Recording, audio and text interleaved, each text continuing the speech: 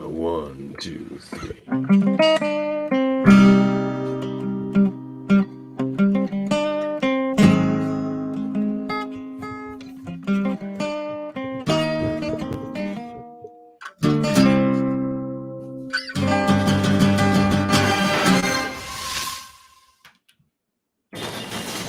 Whoever you are, stay out of my mind! Hello, and welcome to X-Rated, the X-Men animated review show, but stay out of my mind. All right.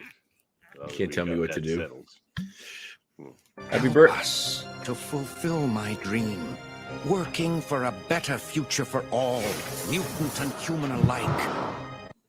It's what we're doing here at X-Rated. We're working That's right. for That's the the betterment whole of human goal. and mutant alike. It's the Always whole has thing. been. But you were about to say? Happy birthday, Davan. Thanks. What are you Today- drinking? I'm drinking the Wiser's Deluxe. Glen Nevin. Simple Canadian fare. Oh, yours is a little fancier, that's for sure. Glen It's, Nevin. I've had that from- one before. Yeah, it's from Guysborough, just outside Antigonish, which is near where I Yeah. grew up. So it was a gift from my mom for Christmas. Nice. And I didn't even realize I'd opened it already, but apparently at some point in my travels I had. We'll have a cheers to me. So how old are you today, Davan? 39 Slancha. yesterday, actually. Slancha 39. You old fucker. I am. Have you lived this long in this planet? Haven't nobody killed you yet? I don't understand. Well, they've tried. But I'm a cagey old bastard. I think after listening to your movie podcast, Chris Murphy would have tried at least a couple times. He's the problem there, not me. I was happy to see that you did like Doctor Strangelove because that is a classic. Love Doctor Strange. I know you I did. loved every second of it. Second of it. As soon as it was over, I wanted to watch it again immediately. It's one of my all-time favorites as well. It's a My classic. God, every performance is perfect. Dave is crazy. Cousin Dave is crazy. I mean, he doesn't think the Doctor Strangelove character is funny or really even that movie. He's crazy. Sorry, Cousin Dave. I'm surprised that Dave seems to really enjoy romantic comedies, which seems funny to me. I don't know a lot of people in our age bracket that are males that really enjoy it as much as he seems to, which is cool. I haven't got to the American. I think he has a romantic notion about the world. Good for him. There's not a lot of people with those anymore. He's not nearly as jaded as you and I, for example. That is true. I am fairly jaded, although I think some of your diatribes in that show, I want to reach in and strangle you, or at least just scream why you're wrong in your face, which is good. That's why I like You're welcome to come on and do that. You went a big tirade against how Baby Yoda was basically just a ripoff of Gizmo, and it is.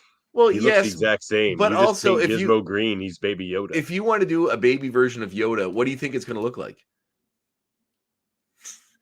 That's what it's going to look like. A Baby Yoda. Don't do. Well, then you guys are it's for toys like everything else Star Wars. You're getting me on a rant now. Yeah, I do, and I want to because I want to defend a couple things. And you got Chris slagging on the Mandalorian for being a ripoff of Lone Wolf and Cub. So we can never do any movies ever about a guy looking after a kid that he needs to protect. So The Last of Us, they can cut that off TV.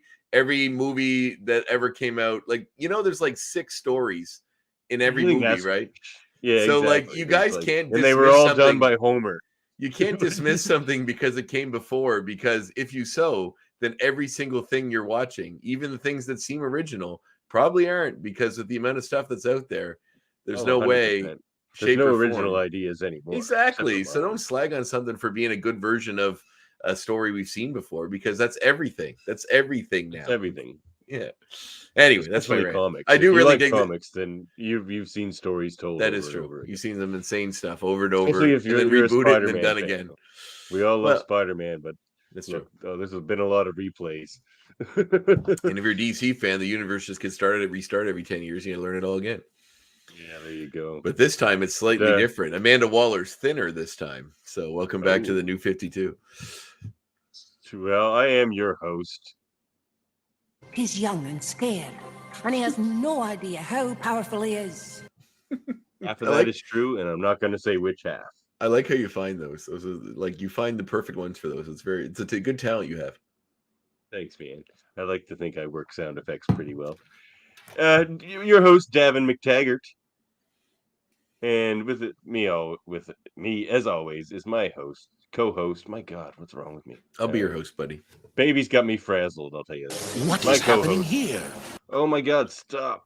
I didn't replace that soundboard yet because I tried. I downloaded 3 more and they all sucked in comparison to the crappy one I have. So, I don't know. I'm working on the problem. But anyway, my co-host is here. A confused, anxious mind. I wouldn't say a great confused. co-host. Anxious is probably accurate, but I wouldn't say confused. Jaded anxious. I changed your intro to that at the last second. It was actually going to be this. You are Never mind. That's oh not man, the right one. Marge singing "You Are So Beautiful" might be a better intro. I'll take that. It was the wrong. You're in your Simpsons Do show. you see any other beautiful women around? Definitely not. Definitely not in this chat box here. You're not seeing no beautiful women around, unless my wife walks in. The but I think birthday, it's I'm gonna allowed to happen. screw up the sound effects. It's totally fine, and that's no different than any other day. That's why we love you. Oh. You beautiful lug, you. Thanks for putting up with my shit, ex-goons. It's a lot of shit, but it's good. It's good shit. It's good shit. Here we are, the X-Men animated review show. Your hosts, Davan and Andre. Did you pronounce my name right and my code name today? Oh, I didn't. Fasten Andre. What's that all about? Oh, it might have to be an X point if you don't understand what it's from. So, okay, we'll save get there. that one then. Yep. All right. Well, we're here to review Season 4, Episode 11, Proteus Part 1 of the X-Men animated series, written by Bruce Reed Schaefer, I believe, new writer to the series. I like this episode, so good opening in volley for him, and directed by Larry Houston. The great Larry Houston. The great. No, not late. I was going to say he's not dead. Jesus. No, he's not. Sorry, Larry. Larry's. I'm still alive. I got better. I'm kidding. Love you. Oh, yeah. Well, you're not gonna get him on the show now. Talking like yes, that, wishing him dead. Well, yeah. So we're here watching Proteus Part 1, which is another launch right after a two-parter into yet another two-parter. This time we a little quieter of an episode, not so much time travel, but also something that is a very old story that is reused again in this comic and in this TV show. Yeah, that's the tortured or abandoned child or son trying to. Yes, and even more specifically, there's a child that can warp reality, so that everyone's scared of. So we can get into that too. But I'll bring that up a little later. That's one of my recommendations. So all right. So Proteus Part 1. Is it Carrie? Oh, that would have been good, but no, it's not. That works too, kind of. It does. That would have been a good one, but that's not what I chose, unfortunately. But that is a good side recommendation. And actually, I'm a big Brian De Palma fan, and that's one I haven't watched yet. I've just been waiting for a magical day. Carrie. I've watched a lot of his other movies. You've never seen Carrie? No, but I've watched. Oh my God, you're the guy who's seen every movie. No, it's not true. There's several big holes in my watch list I got to get to, and will someday. Me too, and that's what I'm filling in with the Hold Up podcast. I'm digging that show, man. It's fun. It's fun. Oh, I'm glad you're liking it. Yeah, I'm almost afraid. Everyone go watch Dr. Strangelove. Seriously, I honestly don't want to be on it because I feel to ruin it as a fan. I don't know. I'm enjoying it. I don't know about that. Well, I know about that. So, you can always tell when an X-Men animated show starts that we're going to visit with Moira McTaggart because we get the bagpipes right off the get-go. And as you see the misty moors of all of Scotland, well, the waves of Scotland, the waves crash against the waves crash against the rocks. As we come across Muir Island, the Hebrides and the Flannan Isles. The Flannan Isles. Oh yes. Well, oh no, I should have got a Scotch. I mean, I got a whiskey, but not a Scotch. We're going to Scotland. I should have got a Scotch anyway. Yeah, me too. Oh well. Yeah, it's all right. So we see inside of the lab. Fun little nod to some previous stuff we'll bring up as an X point if you don't already. But then we see the lab, and we see that we have a special area that's kind of cordoned off with laser beams. Let me turn the music down so I don't hear it and then distract myself. With beams going into a certain cell where a mutant is being bombarded with light by Moira McTaggart and Banshee, who are watching. We learn that this thing is helping this mutant, although it is hurting this mutant. But Moira is working hard to cure him. It's hurting me. It's the only way, Kevin. You must both be strong. It's gotta the say, though, only as- way, Kevin. Her name and voice As a- is Scottish. I know. Yeah, I know how much you love Moira's Scottish accent. It's pretty intense, I must say. She's going all in on it, though. Oh my She's God, is going she in. ever? It's great. But I gotta say, as a fresh parent, this episode definitely hits a lot different than it did before as a kid. Like, there's imagining yourself as in Moira's position as a parent having to like cause her child pain.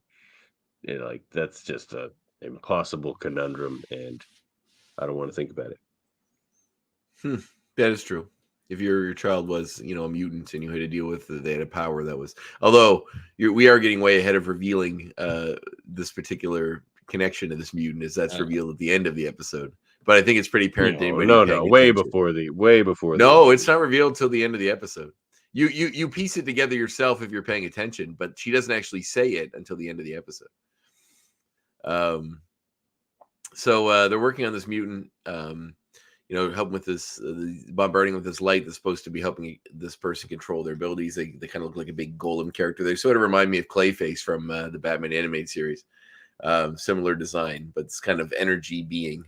It's putting it through pain, but as we see the beam stops and then it reverts to a normal teenager looking form, which makes Moira very happy that it's working. As that happens, basically, happy there. Yes, that's later on. That's when she tells the truth. But anyway, we see her. We see her. His great costume. I love the Banshee costume. It's pretty great. It's super Irish. Yeah, I just love those the wings. Yeah, it's kind of neat. That's good. Just such a strange power that you just got to scream to do everything you do. And like God has to exist in the Marvel universe. If they're like there's a character born in Ireland and we're going to give him the powers of screaming, which is similar to a ghost story called a Banshee from that particular area. He just happens to manifest those abilities because of his geological. God does exist in the Marvel universe, and he's called the One Above All. And he looks like Jack Kirby. Sometimes he also looked like a really greasy Keanu Reeves once. Oh yeah. When he met Spider-Man. He's who Living Tribunal answers to. So the what's interesting about the Living Tribunal is like the bigger he is, the more powerful he is, and and it fluctuates. Like he was once killed, in the Ultimates comic by Chaos and Order, Lord Chaos and Master Order. They killed in the Ultimate Universe. No, in the comic called the Ultimates. It's like Blue Marvel's team. Oh yeah, okay, yeah, I know that one. It's a great book, actually. Go read that. So as the child, oops, sorry. Hold on 1 second. Oh, so then they killed him, but then you can't really kill the Living Tribunal. So he just comes back, but he's smaller, and so he's less powerful, and things are less afraid of him. Anyway, tangent. Living Tribunal.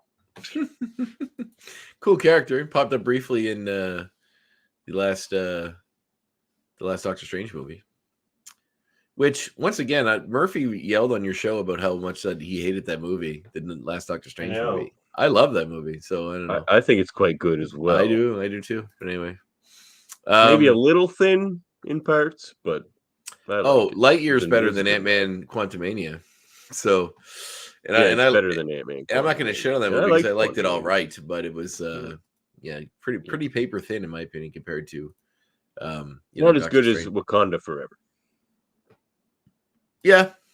Was it you that I was talking to that was shit? No, my friend Craig liked the movie up until the big fight at the end. He shat on the big fight at the end. He didn't like this. The big fight at the end did suck. Yeah. I'm not that either. But because every other fight we've seen involving Wakanda has been so much better. So it was just a disappointment. It's not like on a boat in the ocean. It's just kind of strange. But anyway. All right. So then Not a choice I would have made. the kid's powers, the kid depowers, but then his powers flare up and he causes a big hole in the wall, which shoots back Banshee and Moira. But Moira's happy to see him back in his human form, and she goes towards him, but then it's kind of weak from being back slammed against the wall. The child's powers return, and then he sort of fights with Banshee, managing to possess him, making Banshee's eyes glow green. My God. Start again. No! Let me see what's outside these walls. Yeah, that kid's Irish accent's pretty solid, actually. But you know, she inhabits Banshee. Moira tries to reason with him to come back and go back in the cage so they can keep working on him, but he wants to see the outside world. He's tired of being stuck in this lab. And I mean, no kid would want to be. Please. well, of course Anthony, not. What is it? Come quickly. I need So I got ahead of help. you. Moira. Yeah, you did get way ahead of me. You find anyway. that funny because that's that trope of the like phone call where like they give no information. Yeah. It's just like help me. That's And happened in like basically so many movies and TV shows. And in the clip, he warps Frustrating. reality around her and then disappears. When he disappears, reality kind of changes. The room warps around her. So, like, he's not even there. It's not like she's in trouble right now and, like, needs to get this call out before, you know, something happens. She literally is just sitting there alone, calling him and going, oh, my God, I'm trying to explain. You got to get over here. Goodbye. And hangs up the phone, which is pretty funny. It was a little bit frustrating. Funny because if it was like trying to be a joke because it's that trope, then it's genius. I If it's highly just doubt using that trope, it's less. Although I find it kind of funny knowing more of this backstory with Moira and Charles' relationship, how much she seems to call on him, because she did him pretty dirty. Oh, did she ever? I Yeah, got that I must say. when we get there. But we'll get there. Like you So- could easily side with her without knowing that information because Xavier's, Xavier. He'd be a hard guy to be around. Well, maybe he's the way he is because of what she did to him. He seemed like a pretty happy guy maybe. before that. So anyway, the X-Men call into action. We see Wolverine make actually that's not until the plane. So we see the plane take off from the underneath the pool, which is fun because that's something we saw rather front and center in the first X-Men movie by Bryan Singer, which I don't think we've seen in this cartoon yet. So it's kind of a neat connection to that. We see the Blackbird come out of underneath the pool where the pool slides out of the way. So that's kind of cool. We've seen it come out of the basket. No, in the Bryan Singer, it comes out of the basketball court. Oh, man. I thought it was the pool. Okay, that makes sense. No, But it's still, seeing a that. similar scene where it all slides away and it comes out is pretty Yeah. Like remember they explain it in that movie, and there's like, and they have this super jet, and it comes up out of the basketball court. right. Yeah. So we see Wolverine make a snide comment while Rogue is reviewing the stress Do I call. Do you have that? What? Seems like something you'd that have. Snide comment.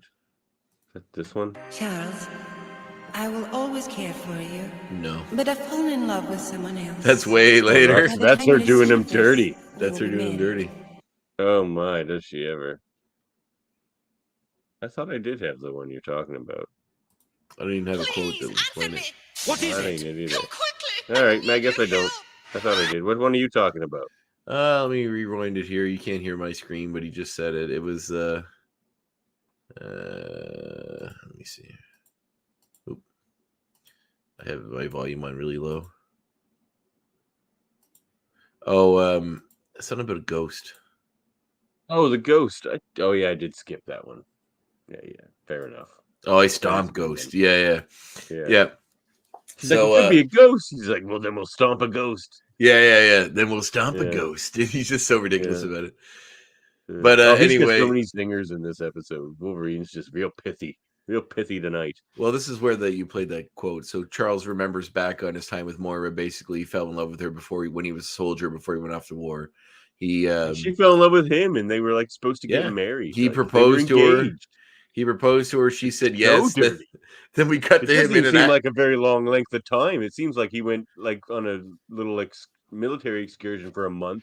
She's just like, yeah, I met somebody else, and by the time you read this, we'll be married. It's based like on this what? timeline. I'm guessing he was in What? Vietnam or Korea. Like it's kind of I think it's supposed about to be his age. Korea. So we see him propose, her accept, them all being in love. Then we smash cut to him in an active war zone where he has like bandage on his arm and his hand, being that he got hurt somehow in the battle. He's sitting on a cot opening his mail, and it's the ring given back with a note telling him she fell in love with someone else. She's sorry. Goodbye, basically. So pretty rough. Anyway, he's in the middle of war, and like I get. Listen, I get if you fall in love Love with is love, someone, you right? fall in love with someone else. I get it. She did the right thing by breaking up with him. But didn't you That's- just fall in love with him like a month ago, and you haven't seen him in a month? It could have So been it's a just year, like, maybe. maybe Who those knows? feelings are still there. Like, I don't know. So But yeah, she just. we can agree she did him a little dirty. I would Seems say a little so. frivolous. To send him that letter while Um, he's in an active war zone, like it's probably not the best motivation to get through and get home. You The way know, she words it. By the time you read this, we I've will be already married this other guy. What? Yeah, she's like, by the time you read this, Don't we're even already tell him married. that. Don't even tell him that part. Like, just say it's over and you met someone else and be done with it. Anyway. Yeah, and then we I see don't know, Charles when Moira. he's Not on Team Moira tonight. then we cut to him. Then we cut to Charles in a wheelchair after getting put in the wheelchair in the war, sitting in rehab, reading the newspaper that has the big front page story about Moira marrying this other guy. So just rubbing McTaggert. rubbing it all in, which is actually is nice here because then we see the clips from before the Asteroid M episodes where we see him have a relationship with his nurse.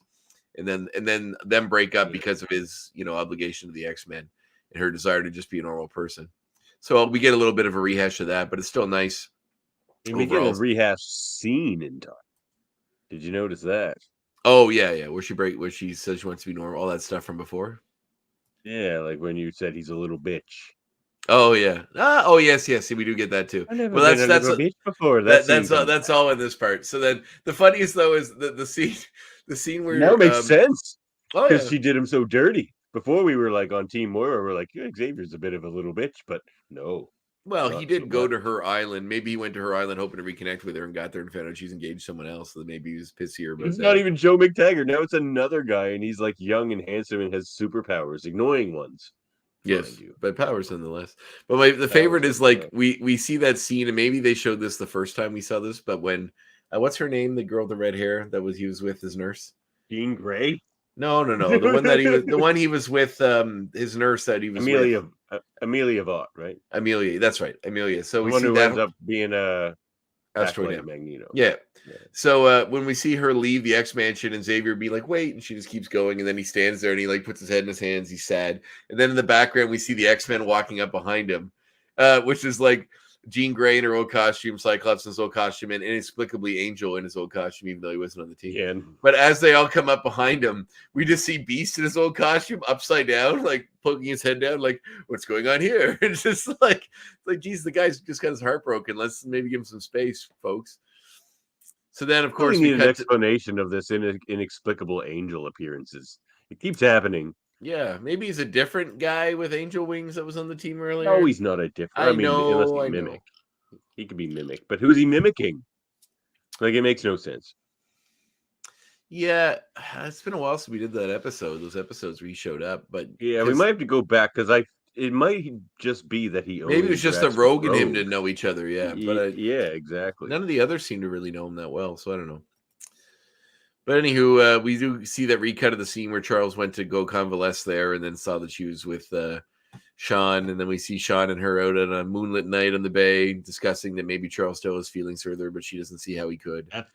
That's the reused scene. Yeah. Moira's told me a great deal about you, Mr. Xavier.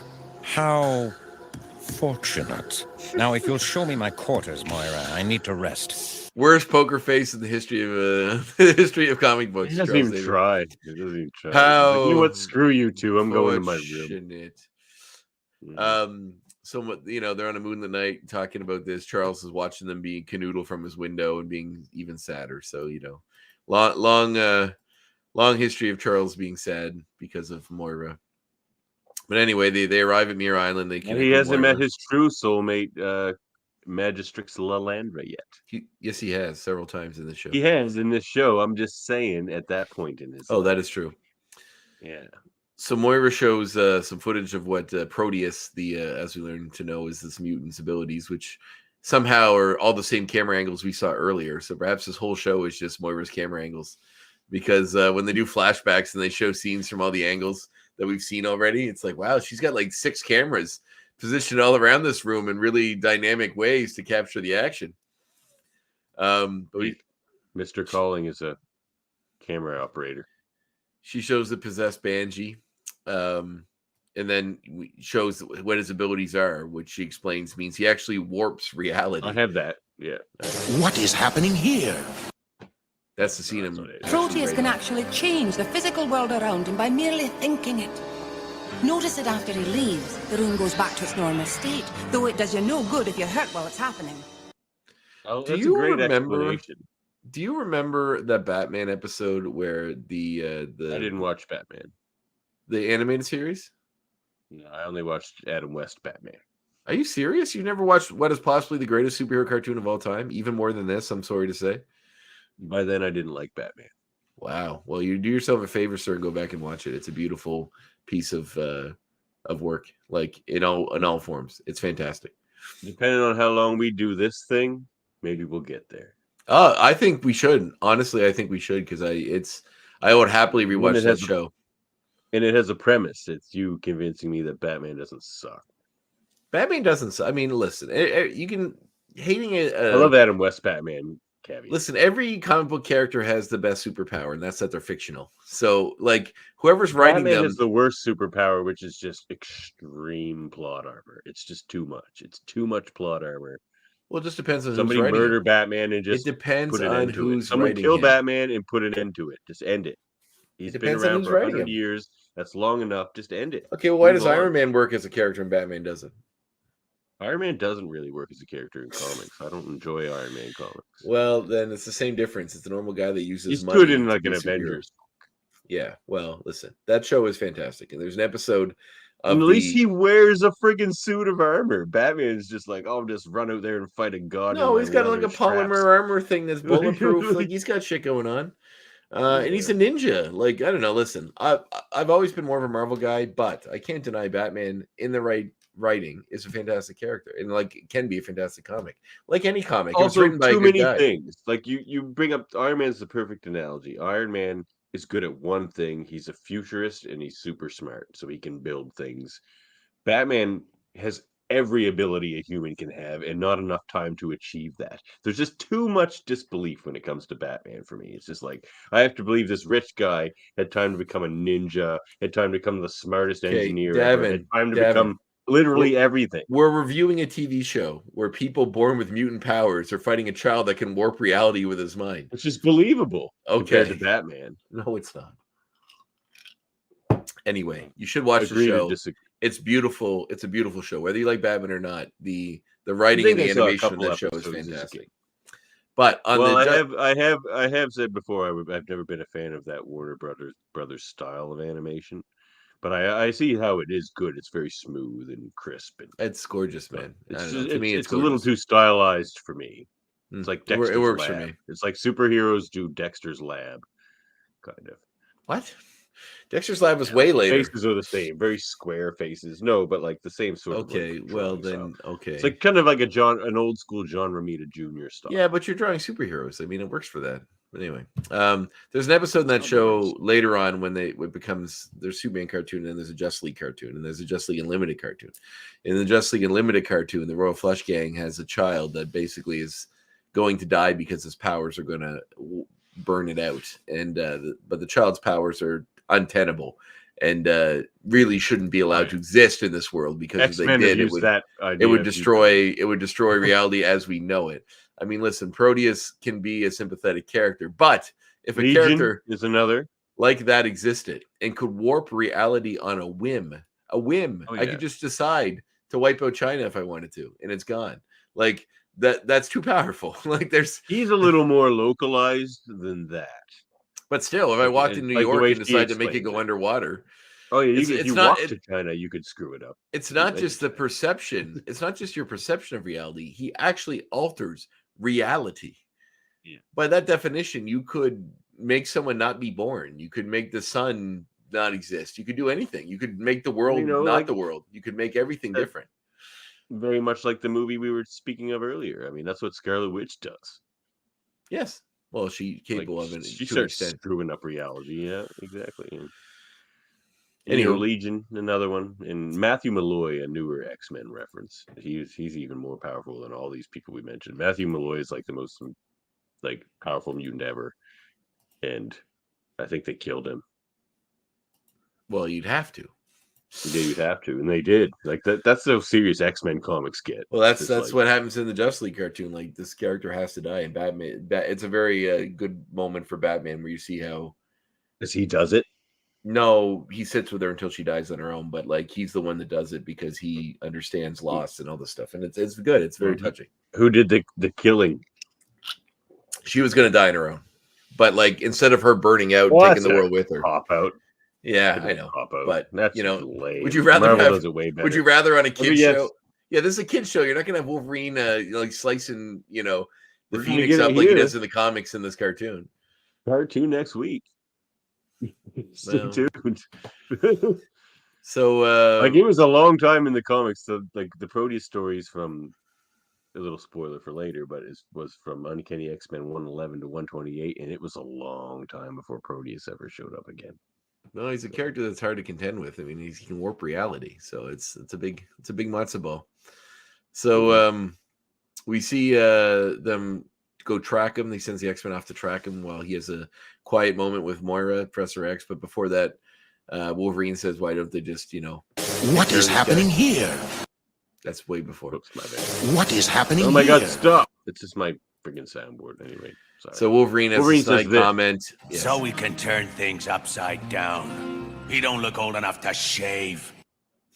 I don't see how that has anything to do with anything, Wolverine. When they're leaving, he has a line. Do you have the other line he has with him and Rogue have when he leaves the room? Yeah. That's pertinent for this. Xavier's kind of out to lunch.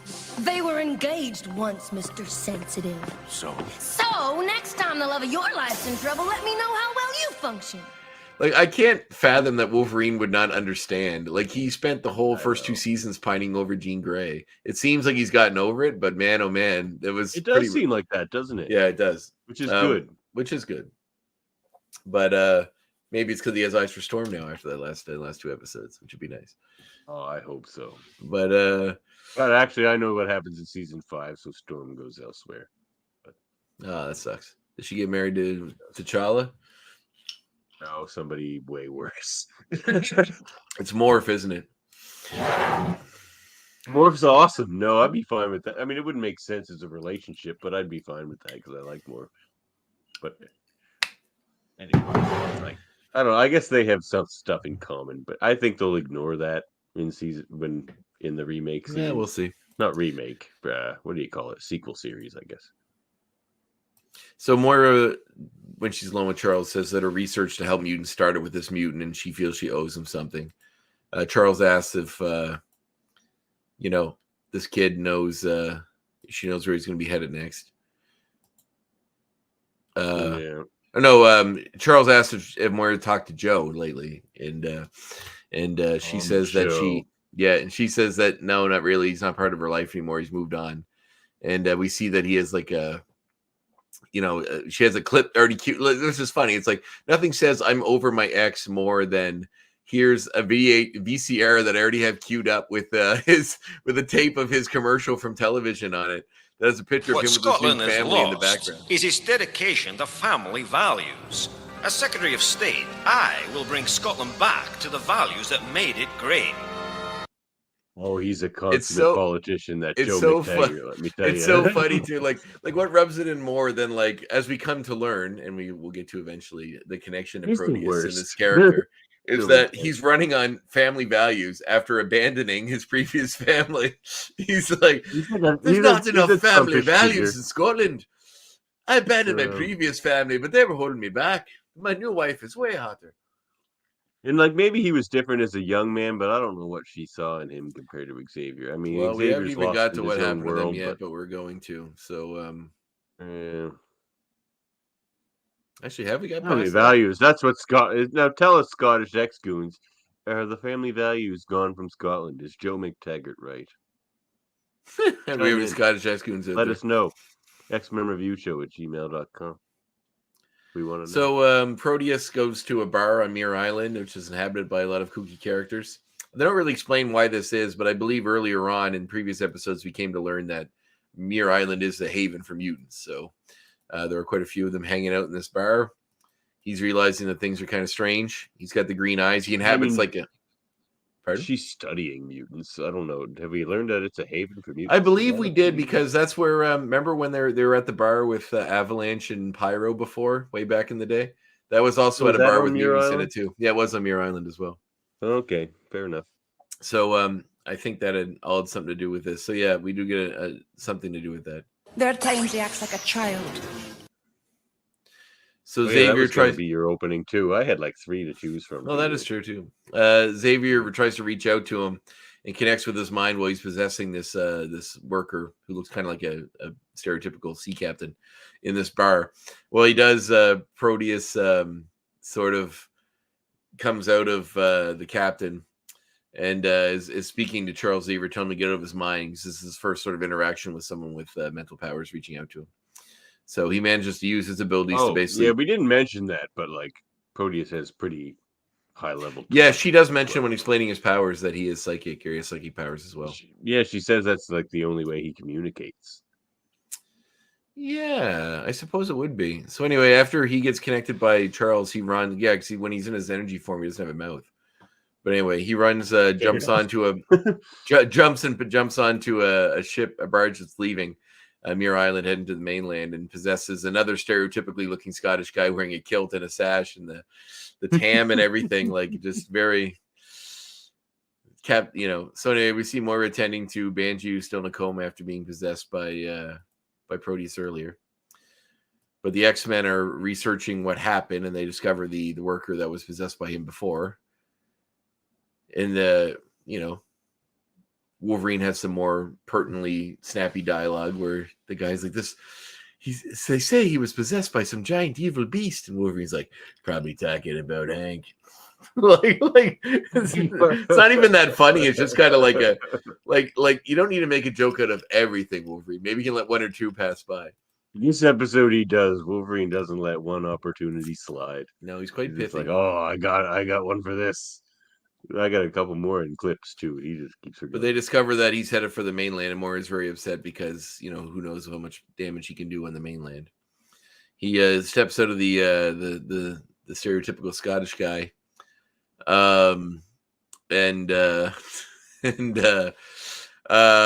is looking down an alley trying to figure out what to do next. Basically hiding. What is happening here? Reality.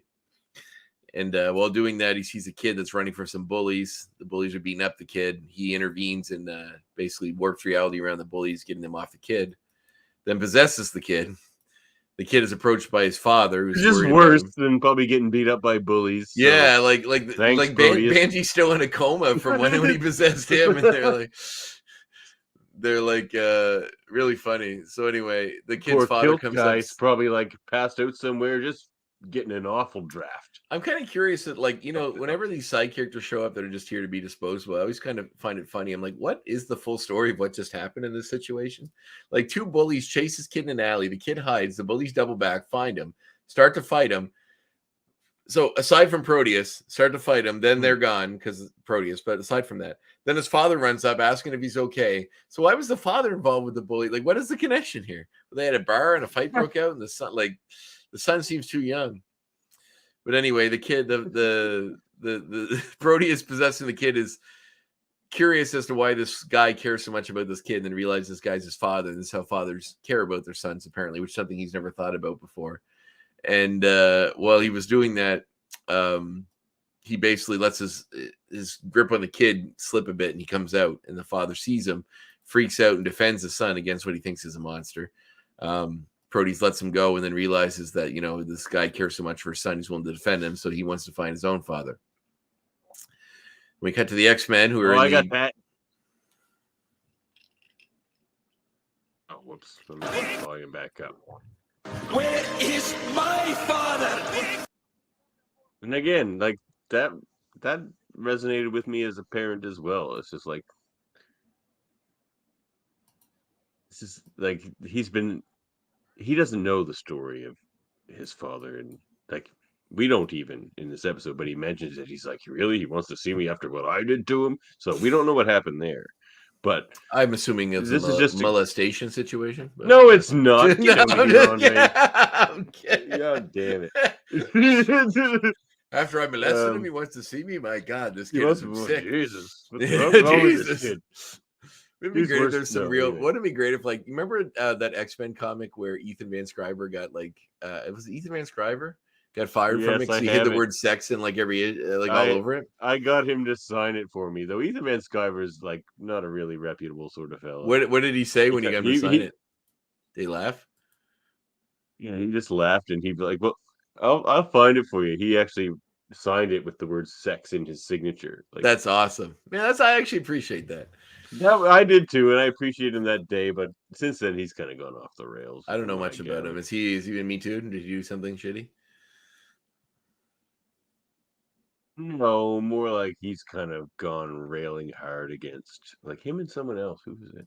They started this own podcast or something. Anyway, they're very, very like I don't know what the term is. I guess what would be the term? Like anti-woke. I don't know. They've gone a bit crazy in that regard. You know what I call those people that say things like that? The people that don't want to have to face any consequences for shitty behavior. It's like woke doesn't mean I gather it's that sort of thing. Yeah. It's like, oh, well, we can't joke about anything. It's like, no, you can joke about anything you want. You just might have people not want to pay. People might not buy your comic anymore. You know, like, so you're free to say what you want. Freedom of speech means you don't go to jail for saying what you want to say. It doesn't mean you're not going to have some consequences in your personal, professional life. It got like confused with freedom of speech. I like work for Walt Disney and I go downtown wearing a Nazi flag or something. You know what I mean? Like I can't expect that I might be fired from Disney. You know, like it's ridiculous. Anywho, we cut to the X-Men. We're heading over to the mainland. Anyway, thanks for signing that for me, Ethan Van Sciver. You know, I assume he definitely is listening. We agree to disagree on some things, I guess. So Proteus on the mainland. The X-Men are heading over looking for him. Wolverine, for some reason, swapped out of his costume into his civvies. I'm not sure why. All the rest of them are still wearing their X-Men costume. But as they arrive at the mainland... Or did he draw a dick on my cover? He might have just drawn a dick. That's even better. I also have a comic that... who did the art on Sex Criminals? Matt Fraction. Yes, Matt Fraction. No, Fraction drew it. No, he wrote it. They drew it. But didn't he did the art too? No, it was Chip Zdarsky. Oh yes, of course. Yes, it is. That's very famously that comic is by those two. I have a comic that he drew a dick on. Oh, that's great.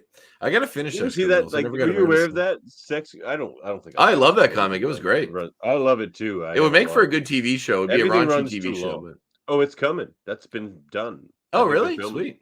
Yeah, that'd be awesome. And Essex County starts this week on CBC. Yeah, I know. It's interesting CBC's doing it because I feel like they don't have a big platform, but it's very Canadian, so that's cool. Stephen McHatty's in it. Yeah, well, a lot of big names are in it. Are the guy that played the Blob is in it, Kevin Durand. I mean, not his best role. He's a cool actor. He's in a lot of stuff. In fact, I had a good conversation with him with Robert Maillet. My other podcast. Pontypool. I did. That's a fantastic movie. And a very unique movie. I actually met Stephen McHattie. It was one of the most disappointing. It was one of the most disappointing meeting celebrity events of my life. No, yeah, because he's from Antigonish on his IMDb, and I ran into him on the set of the show Lizzie Borden, which is the spinoff of the movie with Christina Ricci. Friggin' sad. He wasn't that bad, but he was standing at a table that I was at getting food or something, and I said, "Oh, hey, nice to meet you. I'm from Antigonish as well. It's really cool to meet you," because he's from Antigonish. It's what it says on his IMDb. And he goes, "Actually, I'm from Goshen," and then he walked away, which is like 5 minutes. Goshen? Like 5 minutes away from Antigonish.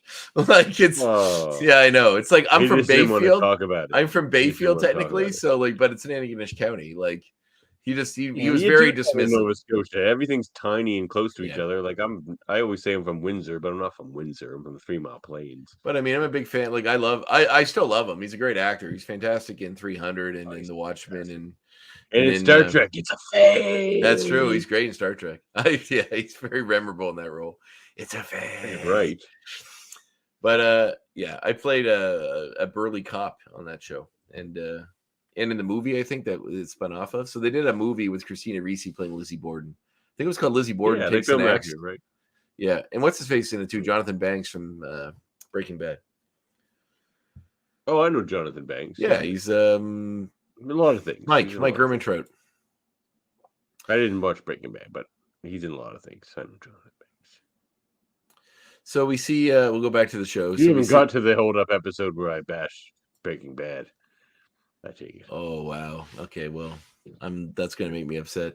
What do you have against Breaking Bad? You'll be on Team Murphy that day. I just think it's not good, and like I don't know. I've only watched 2 episodes, and I hated those 2 episodes, so I didn't continue it. Wow, that's a really poor amount to watch to judge an entire series. For me, that's not, and that's the point I made. Were they the first 2 episodes? Yeah, but when you watch two seasons or 3 seasons, all that earlier shit makes sense. I'm like, I shouldn't have to watch 3 episodes of it. Well, if you watch the first 2 episodes and you didn't like those, enjoy it, you know. Well, I mean, that shows aren't one-off shows anymore. Like, you need to watch all of it to really understand. And if you don't like the first few, no, I don't buy that. That's bullshit. No, you do. But if you, I'm not saying you have to. I'm not saying you have to. I'm saying if you watch the first 2 every episodes, episode should be enjoyable. But without context, you're not going to know what's going on. Oh, see, that's the problem I had. That's why. But then you should watch an episodic show like Criminal Minds or Law and Order or something, and then back out, because that's what they do now. And that's why I'm right in my. Well, then serialized television is for you. Because no, it's not. Well, and you should just watch Law and Order or something, and that's it. No. Well, I prefer Boston Legal, but no. See, here's the thing, Andre.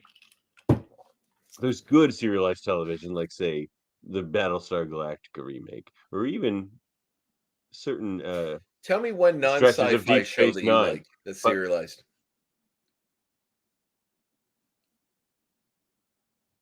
If you have to think this hard, there isn't one. The Detectorists. What the fuck is that? You've never seen The Detectorists? That sounds made up. No, it's the best comedy. Okay, is it a period piece? It's like, no, it's a comedy show. Okay, it's a comedy show from It's a British show starring Toby Jones and I like him. Written by and starring he was what's his name? He was the Dwight character in the original Office. Oh, yeah, I can't think of his name. I know what you're talking about, but I can't think of his name either. He's on the parts of the character. Mackenzie Crook. Yeah. It's that's fine. 2. I think you have it's charming and heartfelt and funny, and it's a sitcom, but every episode leads into the other. I don't want to get into a big debate because that's not what this show's about, but I have a sneaking suspicion you have an inherent bias against anything that's popular. Oh, I do. I 100% do. So I like I will never watch Wednesday because Jenna Ortega has infected the internet. I heard your argument about that show. That show doesn't paint her out to be super sexy or anything. She's supposed to be older. Oh, come on. They totally you can't hold it against the kid because she's an attractive person. She's not I don't hold it against her. I hold it against the casting agent and the writers of the show. Well, she's also supposed to be closer they to being didn't have an confidence in what the character of Wednesday Addams is. So like, you know what? If we just make her super sexy. Do you not think Christina Ricci is attractive? When you were a kid? She's not Jenna Ortega. No, I didn't as a kid. Wow. Well, you and I have different tastes in women then. She's weird. When I was about the same age as she was on those movies when they came out, I thought she was really attractive. I had a crush on her as a kid. I wasn't, like on Addams Family as a goth kid. Yeah, she was like a goth kid. She was like 8 years old. Yeah, but so was I. Like when she was like 10. No, she was like 10 or 11 or whatever. So like, or Casper or whatever. Like it's all around the same time. So like, yeah, she was super cute as a kid at her own at the same age. She's a very attractive lady. But on the Wednesday show, they play up the sexy in like the Jenna Ortega. No, they really don't. Because you haven't watched it. Everything that spawned out from that show, like the Wednesday dance. And did you watch the episode no, I haven't. You don't have any context at all. No, listen. Everything I've seen spin out from that show has been so shallow and shitty. Yeah, but you don't have the context. You only have the TikTok videos. No, for reference. But on a good show, the things that spin out from it into the pop culture aren't this like super shallow dumb shit. Like maybe that's a consequence of like the internet age. Well, within the context of the show itself, it's like less than 10 seconds. And it's just to show how awkward and weird she is at a dance. And she doesn't really dance like everyone else. She has this weird backwards way of dancing. So it became popular. I just feel like I've seen a lot of clips from the show and she doesn't seem like Wednesday Addams. I'm not saying it's the best show in the world. I don't think it's fantastic. I watched it; it's fine. I'm not going to say, And I'm not going to defend it to the death. have extreme nostalgia for the first Raul Julia Addams Family movie. Like that's one of the best. Well, if you want to go way back, that spits in the face of the John Astin original black and white. So I know it does. But Raul Julia was fantastic. I love those movies too. And you know what? That movie is fantastic. Both of them are. Yeah, I agree.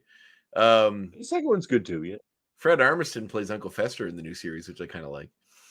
It's weird. Hey, it works. I'm generally not big on. And they really lean harder into the fact that Gomez Addams is Hispanic, which they never really did. I mean, I guess Raul Julia was, but Raul Julia was. That's what kind of defined that. John in Astin, the black and white one, that was John Astin wasn't. But in the original comic strip, he was. Like people were shitting on what's his face for playing him. He's not the strongest actor in the world. Well, the thing is, they thought Luis Guzman. The thing that got. Well, no, that makes more sense. He looks like he does in the original. Raul Julia was maybe too handsome to play. Oh, for sure, but he's fantastic. He's a great. great. The whole thing is Morticia's supposed to be super hot. Yeah. And Gomez my only defension of Wednesday is that like she's supposed to be nearing womanhood, like she's at 17. So like, and there's a real defiance against her mother and not wanting to become her mother, which is a big, who's played by, what's her face? Catherine Zeta-Jones. Yeah, that one. And so that all plays into it. Is it a perfect show? No. Is it entertaining? It's fine. I'm not going to say it's great. I would give it like a 6 or 7 out of 10. I am curious to watch another season, but I'm not saying it's not going to blow. Like, I'm not defending it because I love it. I just think you're a little unfair sometimes. Well, for my beloved Addams Family, those 2 movies. I think they made a third one that wasn't. No, it was like a straight to DVD thing that didn't have any of the same actors, except for Lurch. Probably Lurch because that guy only plays big roles. Yeah. He's in a lot of Star Trek too. But he's in. The only thing is, he's on Dr. The Sleep, Wednesday I know from those 2 movies would never dance in the first place. Never. Like there was no friggin' way you could ever get Wednesday Addams to dance. That's crazy. That's like talk about character assassination. That's like the supreme character assassination. You remember the second one when they go to that camp? She's not that person. Yes, I do. And you remember like she kind of befriends that nerdy kid who sort of likes her, and there seems to be like a thing between them. She doesn't befriend that nerdy kid. She tolerates that nerdy. No, it seems like there's a romantic inkling there. It's been a long time since I watched it. I may have to watch it again. Oh, I wouldn't argue with the fact that like because he kind of worships her, and it's almost like a very similar relationship to what Gomez and Morticia have. So they play into stuff like that. I mean, it's a different. That's interesting. That's interesting. So anyway, but I still don't think Wednesday Addams would ever dance, nor would Morticia. Well, like she stands there. The thing is, Gomez dances around her and kisses her arm. Well, that's kind of how they're depicted in the show. She's too cool for this. This isn't the Wednesday Addams podcast. All I'm saying is this show isn't a sequel to that show. In this world, this is the Wednesday. It's a new thing. Yeah, so like you can't paint it with that brush because it's something different. It's like the new generation can have their Wednesday, but their Wednesday is wrong and too sexy. It just, to me, it's strange that it's like we need sure, okay, Tim Burton is popular, his style was. I'm not sure where he is. Remaking things is the lesson here. Yeah, I agree with that. It's something good. Don't remake it. Remake the shitty shit. But the thing is, like the basic way this show is they're like Harry Potter is popular. So let's do Harry Potter for goth kids, where everybody is a goth kid. You know what I mean? Like, and it's all painted. I don't like Harry Potter either, so I guess of course you don't. Probably not. Of course, you have no wonder in your heart, Davan. I do have wonder. No, you don't. My wonder is like the Land Before Time. Oh my god! And like, hey, who are your contemporaries? Bad about the Land Before Time? Okay, which one? Number 8? Do you like 8? Do you like 10? No, is 12 the one you like? Do you like 12? Is it number 15? Is the 15th Land Before Time your movie? Did they really get that far? No, there's like 12 of them, but still, like. Oh my god, is there really? No, I only saw the first 2, and the first one is beautiful. The first one is Bambi with dinosaurs, so it's better. I agree because it's dinosaur. Sharp Tooth was terrifying and great animation, but they did all go to straight DVD pretty much afterwards. Funnier as well. Yeah, I guess they're fine. So funny. Thumper was kind of funny. Sad. Yeah, Thumper was alright. All right, that was a nice. Man, we're tangenting like crazy. Yeah, maybe we should just turn this into a pop culture podcast where I defend some of it and you hate all of it. What's Jameel's coming back with True Currency. That's what True Currency is going to be about. Oh, that's kind of a fun idea. I can get behind that. Yeah, So we it's his see old project. Proteus. It's so weird to talk about something else for an hour, then come back to this. Not an hour, but so Proteus is going through the village, trying to figure out what to do Felt like next an hour, with didn't some it? purpose. Basically, that clip you showed earlier where he finds the room and he's trying to figure out what to do basically happens. So then we see the X-Men get a kind of an idea where he is based on the warp buildings. So Moira and Charles head off from Muir Island and head over as well. Wow, this kid sure knows how to throw a block party. He just, warps the block. Yeah, pretty Did you ever funny. see Attack the Block? Oh, yeah, fantastic movie. They're making a sequel Yeah, finally. that's a great movie. Boy, really? With John Boyega? Yep. Joe Cornish Oh, directed wow. it. Who did some cool movies. Joe Cornish is a cool director, but that was like the one that I Cornish think did put him some on the good map. Oh, That's Attack the Block was awesome. Yeah, he did Ant-Man, the first one. I tend to like British content quite a bit. I find they take the opportunity to be a little smarter.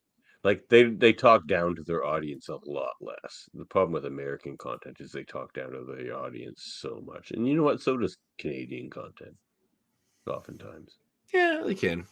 There's a new show on Netflix which is pretty popular called Lockwood and Co.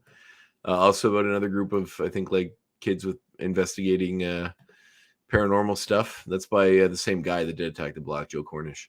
Remember That's a big Ghost thing Rider? there. Oh yeah, I do. They investigated paranormal shit. That's true. Well, they literally had one on their side. He was in a book. He sure did. He spelled shit in the air all the time. Nothing ever screamed more than the concept for that show. That it's like we have a title and nothing else. Let's work from that and build our way outwards. Oh, you're right about that. We have a ghost writer. That's funny. And Let's make the writer good. a ghost. Yeah.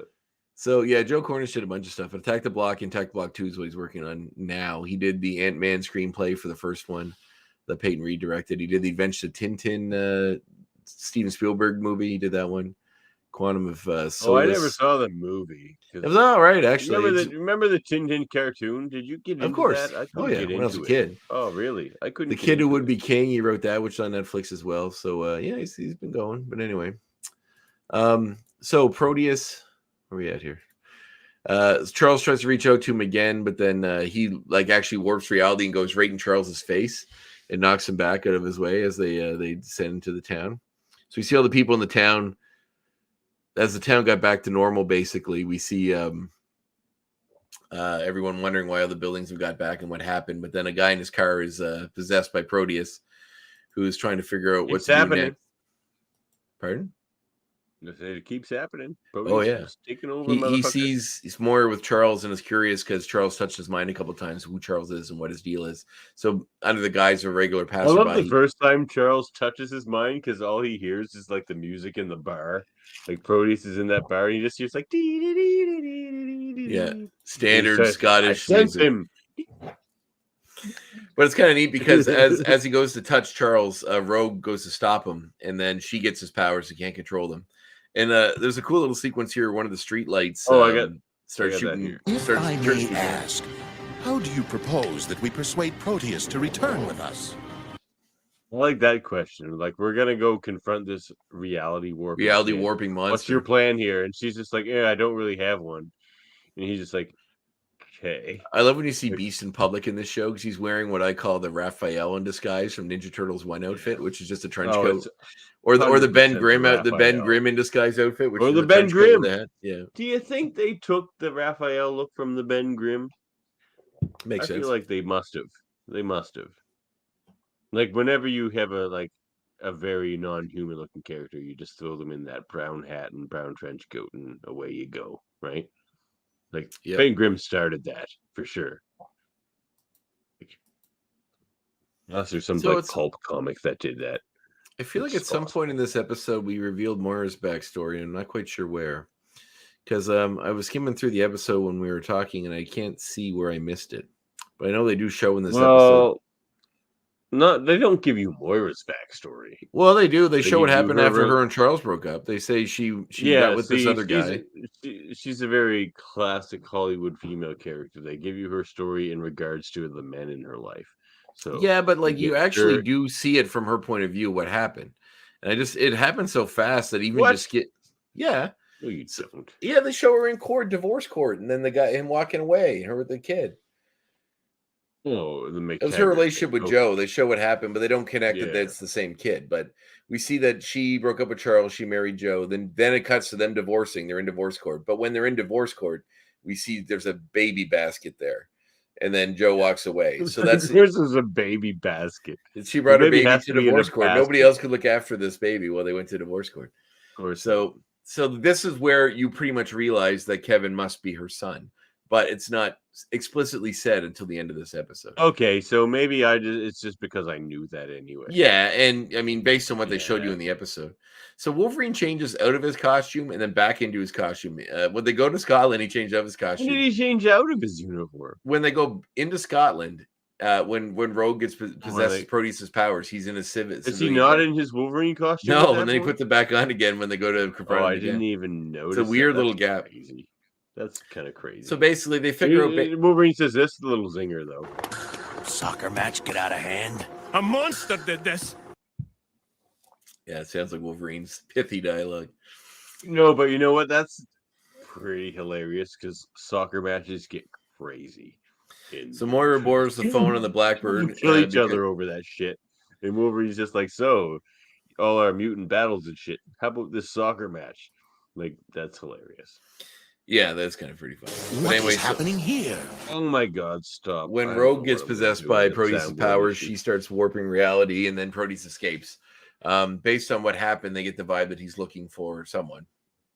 And they Hold on, there's a great line regarding that Rogue thing. Gotta be careful picking dancing partners, darling. The young ones will wear you out. It's probably my favorite line of the episode. It's a pretty great line. Wolverine's so old. Like he's done everything. He's a, I love when he like shows his oldness. careful, look, honey. Yeah, exactly. Like he usually saves that shit for like Jubilee and stuff, but I love when he like expresses that knowledge on the rest of the X-Men. So basically, the X-Men are going in to find him. Moira is based on his path, they can see where he's headed. Based on that, Moira can figure out that he's heading to Joe. So she goes to borrow the phone to make a secret call to him and warn him that he's coming. But Joe, she just wants him to talk to him, but Joe doesn't want to do that until after the election. Hold on now. Hold on. My bad. 1 sec. All the precautions I make because of my broken soundboard. Here we go. You know the election's this week. I can't have this kind of thing coming out now. I worked 16 years to get this chance. What do you expect me to do? You could talk to the boy. That's all he wants. So what do you think of Joe McTaggert's Scottish accent, Andre? It's better. So on the scale of Kevin McTaggert, Joe McTaggert, and Moira McTaggert, who's got the best Scottish accent? Moira's like a 2. Out of 10? Kevin's like an 8. Oh, come on now. She's better than a 2. It's pretty high. It's like a shrillish, like, oh, the Tortalura. It's like a leprechaun. It's like a full-grown leprechaun woman The leprechaun. stereotype. So what do you give Kevin? Like an 8. Kevin's like an 8. He's good. Oh, you like his? Okay. Yeah. What about Joe? Kevin's doesn't really sound like a Scottish accent. It's kind of. Well, why did you give it an 8 then? No, not Kevin. Sorry, Joe. Joe doesn't really sound like a Scottish accent. What's he get then? Better than Moira? Yeah, like a 4. Actually, no. Moira's actually does sound like an Irish accent, just like a highly. Even something that doesn't. You keep saying Irish. They're Scottish. Sorry, Scottish accent. So Joe would be like a 2. Moira would be like a 4. Kevin would be like an 8. Okay. All right. I was gonna say Moira's definitely better than Joe. All right. Yes, for sure. It's just very amped up. So basically, they head off Proteus and fight him in the woods. Proteus doesn't understand when Moira doesn't want. It's always in the woods. Yeah, it's always in the woods. So he uses reality powers to mess around with everybody, especially Wolverine. When Wolverine tries to get up in his business, making him fall apart. Straight out of the comics. It's actually pretty disturbing to see Wolverine cry afterwards, which is something you don't normally see Wolverine do in the show ever. He rips him apart and turns him into a puddle. Yeah, and then brings him back to life. Away, he also makes a bunch of little storms or little rogues fight Rogue. It makes a giant monkey that fights Bishop. It's a lot of weird. Proteus is a legit terrifying villain because he's like, not only is he a reality warper, he's like a deranged child, which of course is a trope we've seen in many things. That's right. Meaning you can't like it because it happened 1,700 years ago. No, you're talking about Murphy. You're talking about Murphy, not me. No, I'm talking about you. No, me. Murphy has an astounding unknowledge of a lot of what are considered hugely classical movies for a guy that seems to love movies. No, I know. I'm like, have you heard of It's a Wonderful Life? He's like, no. I'm like, when he was talking, when you're talking about Dr. Strangelove, and he's like, oh hey, it's James Earl Jones, someone in this movie I recognize. It's like, you like movies, you don't know who Peter Sellers is or who Patton, not Patton. The guy played Patton. George C. Scott is like, my God. George C. Scott is so good in that. The movie. Changeling, Patton, like so many huge. The Exorcist 3, so many huge movies that guy was in. Plus Slim Pickens, the guy like the stereo. Oh, Slim Pickens, yeah, man, yeah. Dude, so many big names in that movie. Strangelove is so good. Strangelove is so good. Dave was too harsh on the Strangelove character. I just don't understand where he was coming from. Oh man, that end when he's like, I can walk, and it ends on that. It's so ridiculous. Oh my God. Anyway, I haven't actually finished that episode yet. I'm only on the part where the alien hand thing is so funny. Yeah. Although you guys glossed over a big part of that, which is when he says they explain the doomsday. When the funniest scene to me is when Strangelove explains when the Russian ambassador explains that they had a doomsday device in place that'll go off if a nuke is activated on Russian soil. And then he explains all the things that would start nuclear war if this happened. And then Dr. Strangelove explains the purpose of a doomsday device is to stop others from attacking your country. How can you use it effectively if nobody knows you have it? And then there's like a pause. The guy goes, we were going to announce it on Monday. Like that's how bad the luck was. You're right. We did gloss over that part was so good. So anyway, Wolverine gets ripped. He's just like, you can grow plants in a greenhouse. You can hide in your deepest mines. You can raise animals that can be raised and slaughtered. But even the idea, even how excited the men will get with the prospect that there'd be like 10 women for every man because they need that many to procreate, to repopulate the human race. And that's what they're focusing on. To me, the artifice of that movie is really the end where you see like even the Russian ambassadors secretly taking photos of the war room for no reason. Like there's going to be nothing left after the nuclear war. Like what purpose? But everyone's just so wrapped up with their own stupid connections to their own stupid countries that it doesn't matter. It's a perfect movie. It is. It's a perfect movie. You might be right. It might be one of the best. It might be the best Kubrick movie. Although there are a lot of. Is the best Kubrick movie? Well, Murphy and Full Metal Jacket. They fought for Full Metal Jacket. Yeah. I don't know. Clockwork Orange should be up there. I think that might be above it. No, Clockwork Orange does not hold up, man. I've seen it so many times, and every time you watch it, it gets worse. That's the point. You're not supposed to like the main character or anybody else in that movie. No, but it's just not an enjoyable experience, really. It's not funny. It's not entertaining. It depends what you want out of your movie experience. Does it sit with you? Do you think about it? To me, that's a worthwhile experience. It does do that. No, so it is a worthwhile experience, but it's like that's why we do on Hold Up. We do like does it? Yeah, I get it. I've listened to rewatchability. Rewatchability and Hold Up is an entirely different question. There are certain movies though that I think are genius films that but you never want to watch again. Exactly. Irreversible. That's why we. Oh my God! Shut up, Beast. Irreversible by Gaspar Noé would be one. Funny Games by Michael Haneke would be one. They really make you think, and they'll sit with you for decades. But like, they're hard to watch again. Antichrist by Lars von Trier. Like, there's a lot of very good things out there. But whether rewatch, I don't know if rewatching them is a comment on their merit or not. Well, Anyway, I should be on your other podcast. no, not necessarily a merit, but that's why we asked the question. I Because get that is a good thing. But there are times where Murphy would say it holds up. Like, it's not, you wouldn't watch it again. like, I would ask you this: your favorite movies have rewatchability. Like your favorite movies you want to watch again. Well, I have one movie. I have a favorite movie that I like that I include because it's personal to me, nostalgia, all that sort of stuff. And then I have a movie that I think artistically is the best movie I've ever seen. Man for me. Yes, you do love that movie. I've never seen that episode. I did. I'd never seen it. But my wife loves that movie, so I probably will watch it someday soon. I love it. For me, it informed my life going forward. My favorite nostalgia-driven movie is Who Framed Roger Rabbit. My favorite. That's nostalgia and a great movie. It is. That's why, and I can explain on a lot of points why that movie's fantastic. My favorite movie that I would say artistic merit is probably the best movie I've ever seen is No Country for Old Men. My pick for that is probably Shawshank Redemption. That's fair. Shawshank Redemption, I've probably seen. That's a lot of people's favorite movie. That's like a very popular choice because it's undeniable. Yeah, it's very good. Frank Darabont, who did The Majestic, is a very good director. Okay. I've never seen The Majestic, so I can't. You've never seen No, I will watch it, actually. I'm interested now. If your episode actually makes me want to watch the movies you guys hate more. That's actually my hope for this podcast, that whether we like it or not, it makes you want to watch those. Well, I've seen most of them, although I've never seen Soylent Green, so I will watch that. Oh, buddy. Basically, Proteus. We'll finish this episode. Like Proteus, really, but Proteus fucks up the X-Men and then escapes and goes looking for his father. That's the end of the episode.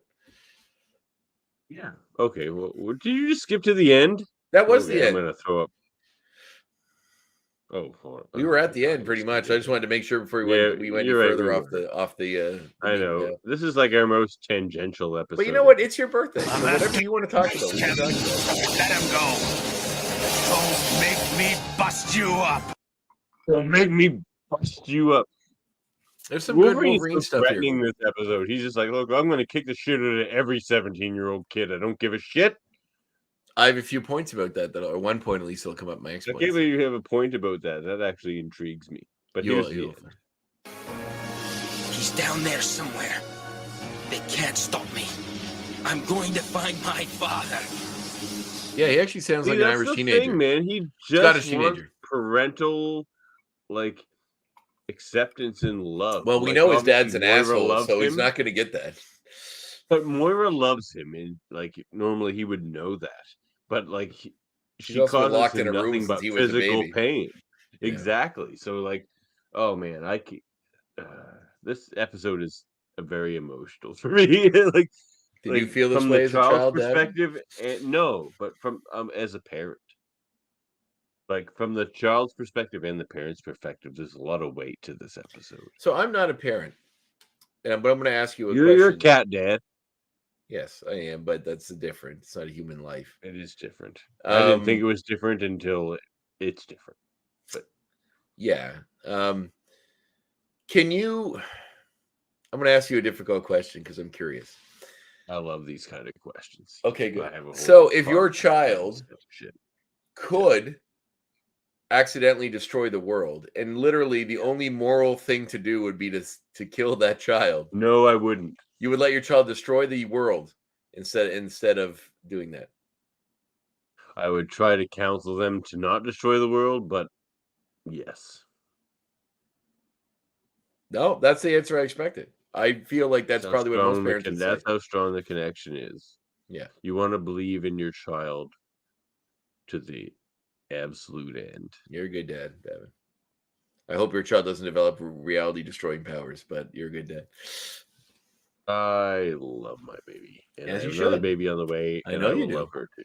And I'm assuming Andrea is the name you settled on for the next girl? Ursula. Oh, that's a great name. That's actually a really good name. My favorite Disney villain. Oh, of course. I assumed it was because of the character from My Little Mermaid or The Little Mermaid. It's not entirely that, but my name is very Are you just a Friends fan and you like Phoebe's sister? Shit, and Ursula is no, it's more like it's a Nordic name.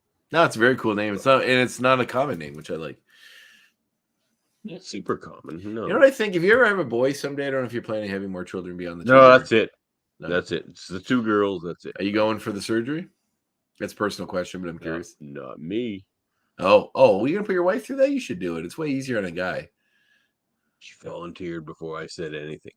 Really? Wow. Mm-hmm. It's way easier for the dude to do it. I know. I would have volunteered because I considered it, although it's never at this point. Look, that makes me a little bit sad because you'd be a good dad. My wife just turned 40. I don't think the days of that happening are going to happen. What did I just turn today? Yesterday. Yes, but your wife's younger than you, right? No, she's older than me. Oh, wow. Yeah, but your kid, you also have, that's fair. But I don't know. I don't think it's happening. I think I'd be a good dad too, but I don't know if 20 is the new, what do they say? 60 is the new 40. The only way, no, I'm pretty happy with my life. I don't think, obviously if I had a kid, I would love a kid. I have a little brother. I just think you'd be an awesome dad. Oh, well, thanks, man. I'd like to think I would be, but I don't know. You would be. You would be. And honestly, you'd enjoy the things that I enjoy at. Yeah, probably. I don't want to pressure you. And there's enough people in the goddamn world. Yeah, that's basically where I'm at. I'm like, there's enough humans. Oh, MZ's talking. Happy birthday, Davan. Oh, thanks, MZ. MZ. We're Canadian here. Oh, see, Andre Cassidy is a good one. I'll definitely use that next time he shows up. Fascin Andre. Yeah. Is Fascin Andre supposed to be a Cassidy thing? No. I was going to say, that sucks. No, it's not. It's not at all. He asked if I'd ever use Andre Cassidy, but I haven't, which is great. I'm definitely. Oh, yeah, that's a great one. That's a good one. That's fantastic. Well, you're not going to get a chance again. We're never going to see Banshee again. You don't think so? That was your last chance. No. Well, we're almost done here. There's next episode. And season 5 gets so weird, they're not going to show a character like There's Banshee. a sequel to this episode. Banshee could show up in. Yeah, I love the end of this comment, though. Hard to believe we empathize with Xavier, because I agree, Xavier is so screwed up. But Moira really did do him dirty, and she so dirty. Did. So dirty. Her message was so rude. There's like a million ways you could make that message so much nicer. Just a very, very curt letter. By the time you read this, it's like Charles, a James Bond message. By the time you read this message will explode. By the time you read this, Charles, Joel McTaggert is balls deep within me. We're boning on your bed, Charles. Your childhood literally the only way she could have made it worse. He's balls deep and we will be married.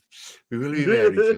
His penis is much larger than yours, Charles. That is traumatizing to me at 8 years old. Poor Logan. Logan when he got all messed up. Yeah, you know what? I agree. It was pretty traumatizing. What this reminds me of is in Fatal Attractions where Magneto pulls the adamantium out of Wolverine, because it even has similar imagery. Yeah, I can see that. And that really stuck with me. They put Wolverine through the ringer. Like, you have to with a character who can heal from everything. But man, after a while, you're like, man, just cut Wolverine a break. I think he's been through enough. Yeah, been through quite a bit. Oh man, but it's been a while since we had a Wolverine-centric episode, like about his past or anything about that. Oh, we're coming up to Weapon X Lies and Videotape, and before that's Lotus and Steel, which is also another two-parter. Oh, right. Not two-parter, but another Wolverine-specific one. Is it not a two-parter? No, Lotus and Steel, and then Weapon X Lies and Videotape are the episodes. Okay. We do get Bloodlines coming up, Family Ties, a few others that are separate from Bloodlines, written by a friend of the show, Len Yulee, who we will interview after that episode. Oh, we're gonna have him on again. Len Yulee, we've never had Len Yulee on. Oh, what are you looking at? The book. No, we haven't had Len Yulee on. Sorry, I was thinking of Nick Swalwell. Yes, that's the one. Yes, Yulee's wrote the Look, we feature writers of the show on this. We sure do. And we're very happy to have them on. It's always great, they are. And great conversations too. Oh yeah, man! Prickwalk's Tower. Yeah, actually, cool to see take us to the Magic Castle if we ever end up in California. We gotta.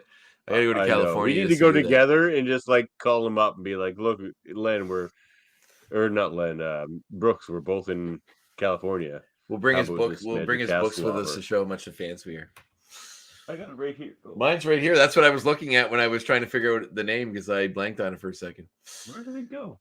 I had 2 copies here a second ago. Oh, you never gave away that second copy yet? No, because the winner didn't want it. Well, you can do another contest and give it away. We need to. What kind of contest? Another caption one? No, maybe the fans just tell us who they like better of the two of us and why. And then oh, that's a great idea. If I know win, I'm going to win that, right? Yeah. You're not going to win. I think I'm charming in my own way. I think people might like me. Look, I would vote for you. I'd vote for you, buddy. But I don't know that. No, the caption contest was fun. We could do that. Or maybe I like your idea. Nah. We don't need to pit our fans against us. That's true. But maybe like best theory about what's going to happen, and then the first season of the new season. Oh, that's a great idea. Yeah. So, well, we're going to talk about that at the end of the show. This is probably going to be our longest episode ever. Did we finish this episode yet? Yeah. Oh, yeah. We're on our X points now. Look at this. Yeah, that's a good scene. That's scary. I do like the design of Proteus in this. Legit scary villain. Yeah, I mean, his features are kind of he's sort of bland looking, but he's just so hulking and kind of otherworldly looking. I like it. Wolverine is such an idiot. Like, there he just turned into a puddle. He's like, look, this little 17-year-old kid, he's just full of testosterone. Oh, slice him up like nobody's business. And it's just like, Wolverine, do you hear yourself talk right now? This is like, this dude can think you out of existence. Yeah, I know. And you're just going to walk up to him and be like, yeah, you're just going to walk up to him. Look, I'm scary. I'm Wolverine. It's like, yeah. Sometimes Wolverine is a bit too big for his britches. That's why we love him. Yeah. Yeah, he's pretty endearing character. Davan, he is cool, funny, charismatic, passionate, and caring. Makes the podcast better. Sorry. Well, that implies I'm not any of those things. Thanks. No, I would argue Andre is most of those things. You know what? All of those things. But there's levels to this game. You're right. You're right, Sam. Davan is a very great guy. Look, he's only saying this shit because it's my birthday. No, I'd say that any day. Did I play the end? Oh, I did, but I'm going to play it again because then we'll move on to exploits. Oh my god. All right, look. I don't know how I'm going to solve this soundboard issue. Cousin Dave uses the same soundboard and he has no issues whatsoever. He's down there somewhere. They can't stop me. I'm going to find my father. Again, he just wants acknowledgement from his parents. Well, I think this is a classic trope in most films or TV or fiction in general, is that give us a couple examples of this trope. Of the kid romanticizing the father he never knew and then realizing that he's not a good person. Exactly. Oh man, what was the it was a very big one. It was a movie. Oh, it was on Karate Kid last season, Cobra Kai. They did the same thing. The kid goes all the way to Mexico. I can't tell you how much I love Cobra Kai. The kid goes all the way to Mexico to see his father, and then the father he never knew, and turns out he's like an asshole drug dealer. So yeah, they just did it in Cobra Kai. That's the most recent example I can think of. Miguel's father is like shit. But there's a lot of movies where the kid never knows the father, the mom keeps him distant, and then the son goes off to find him and then finds out he's an asshole. That's a real life situation. Yeah. Unfortunately, too often. No. Well, women usually run away from those situations because the guy's bad news. Either he's abusive or self-destructive, and then they're in his way. Shit parent. Yeah, that too. All right, what are we rating this episode? Andre is old school cool. Thank you, Chris. Yeah. I agree. Andre is old school cool. I love this guy. He's great. Oh, stop it. Oh, look, it's true. All right. let's get into our regular segments because this is gonna be our longest episode ever, except for maybe what it takes, which is No, not when at I all. talked This about is how much I love Storm for like an hour. That's true. It's only been an hour and a half, which is I think it's kind of long for us. Wait, what do we do first? Ratings or points? Points. No, ratings. Oh, How many whiskeys deep are you there, buddy? 2. Each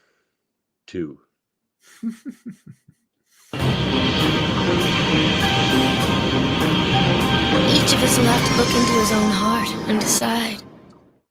You know what? I want you to go first on this one. You know, my standby, if I don't really love an episode, like 100% love an episode, You don't love this? I do love this episode, but you know, if it's not like everything was And fantastic, 8 is your default? That's pretty good. That's yeah, pretty 8's my general default. I think this is better than that. 7 was my. I don't think it's a 10, but I'm going to say it's a 9. I agree. It's a 9 because, okay, let me say, if we didn't know there was a sequel coming to this series, this episode would make me very sad because my God, is this show firing on all cylinders right now? Like, I dare say, maybe season 4 is the best. Like, we've been just hitting friggin' hits. Like, it's a lot of 2-parters and multi-part stories and stuff like that, which, you know, is always better in this series. But my God, like, if this season ended firing on all cylinders like this, and then we move into season 5 where there's a bit of a downgrade, I would understand it's a pretty steep decline. Well, I feel like season 5 of this podcast is going to be fascinating, but because honestly, I've never seen season 5. Yeah, well, it'll be interesting for us when we go through it. It really will be. But man, this season has been really good, and I'm glad I kind of hope they pick up from the spirit of season 4, and we will see. We will see. Very nice. We're but I give it a 9 as well. I feel like this is really firing on all cylinders. Well, let's move on to everyone's favorite segment. I change that around every episode, but that's fine.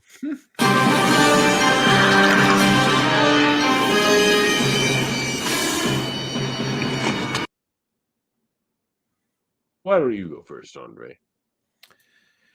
Well, Uncanny X points. In the very beginning, when we do a little pan through Moira's lab, did you recognize someone that was on the table? No, I don't experimented on that here. What? It was Morph. I don't even know. What?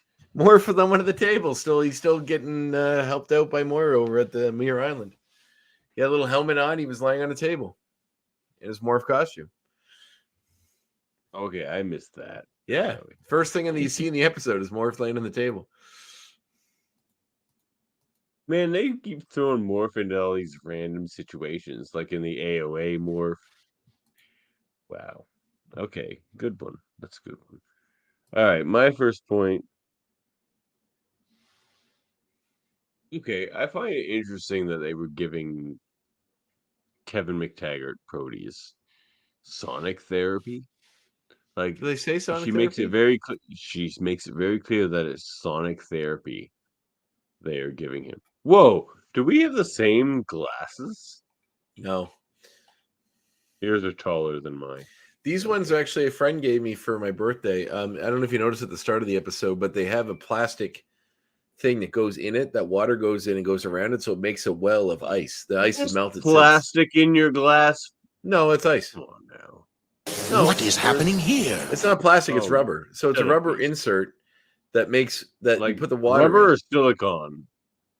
I don't know. Silicone, I guess. So what it does is, I don't have it here, but when you freeze it, you put this rubber insert in that makes like a wedge in the center, and you put water in, and there's holes in the side. And the water fills up each thing, and then you freeze it. When you take it out of the freezer, you take the wedge out, and then it makes a well of ice that you pour the whiskey in, so it keeps it colder longer. It's melted since. I have another one in the freezer, but it's you know, cool. They also sell these things that just give you spherical or cube ice cubes. Those are good too. All right. So what was your point about the sonic therapy? I just find that interesting. Like Banshee's standing there, and they're giving him sonic therapy. Yeah, it's like more equipped to give sonic therapy than Banshee. Well, I'm sure the. So does she just like?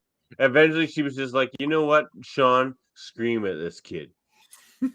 I'm sick of it. I'm done. Shatters eardrum, Sean. Let's get this going. Yeah, let's see what shit does. Come on now. I feel like Moira's given up on Kevin, but I know she seems pretty connected. All right. Well, my next point was due to this experience with Proteus, Wolverine begins to have greater difficulty controlling his rage after getting ripped apart. This culminates with Wolverine taking a sabbatical from the X-Men in the episode Lotus and Steel, which is coming up. So this all leads towards an upcoming episode. Wolverine starts having trouble controlling his rage. I guess getting ripped apart at a molecular level will do that to you. Fair enough. All right, moving on to my next one. Proteus. So you may wonder what the name Proteus comes from. Proteus in Greek mythology is the prophetic old man of the sea and the shepherd of the sea's flock, seals. And he was the subject to the sea god Poseidon, and his dwelling place was either the island of Pharos, near the mouth of the Nile River, or the island of Carpathus, between Crete and Rhodes. And in Greek mythology, well, of course we know who flew across the sun, but basically, Proteus was thought to be an Egyptian pharaoh. Oh, interesting. I didn't know that. Indeed. Yep. So it's like, okay, here's the weird thing. Why would Moira start calling her son Proteus? Or did he read somebody's mind and start calling himself Proteus? Also possible, yeah. I don't know. Honestly, if you're Moira and you start calling your son Proteus, get help, man. My third point will be I like the little backstory, getting the whole backstory of Moira. Finally, after 4 seasons, getting the full backstory of Moira and Charles's relationship. Never really. I know we said he done him dirty, but at least we know the full story now. And also seeing the connection to Charles and Amelia again, seeing her pop up in the flat. It's nice. Makes a nice cohesive. Was Amelia in this episode? Yeah, in the flashbacks where you saw him. Okay. Yeah. So it was a nice little, connective tissue to the whole series there, which I liked.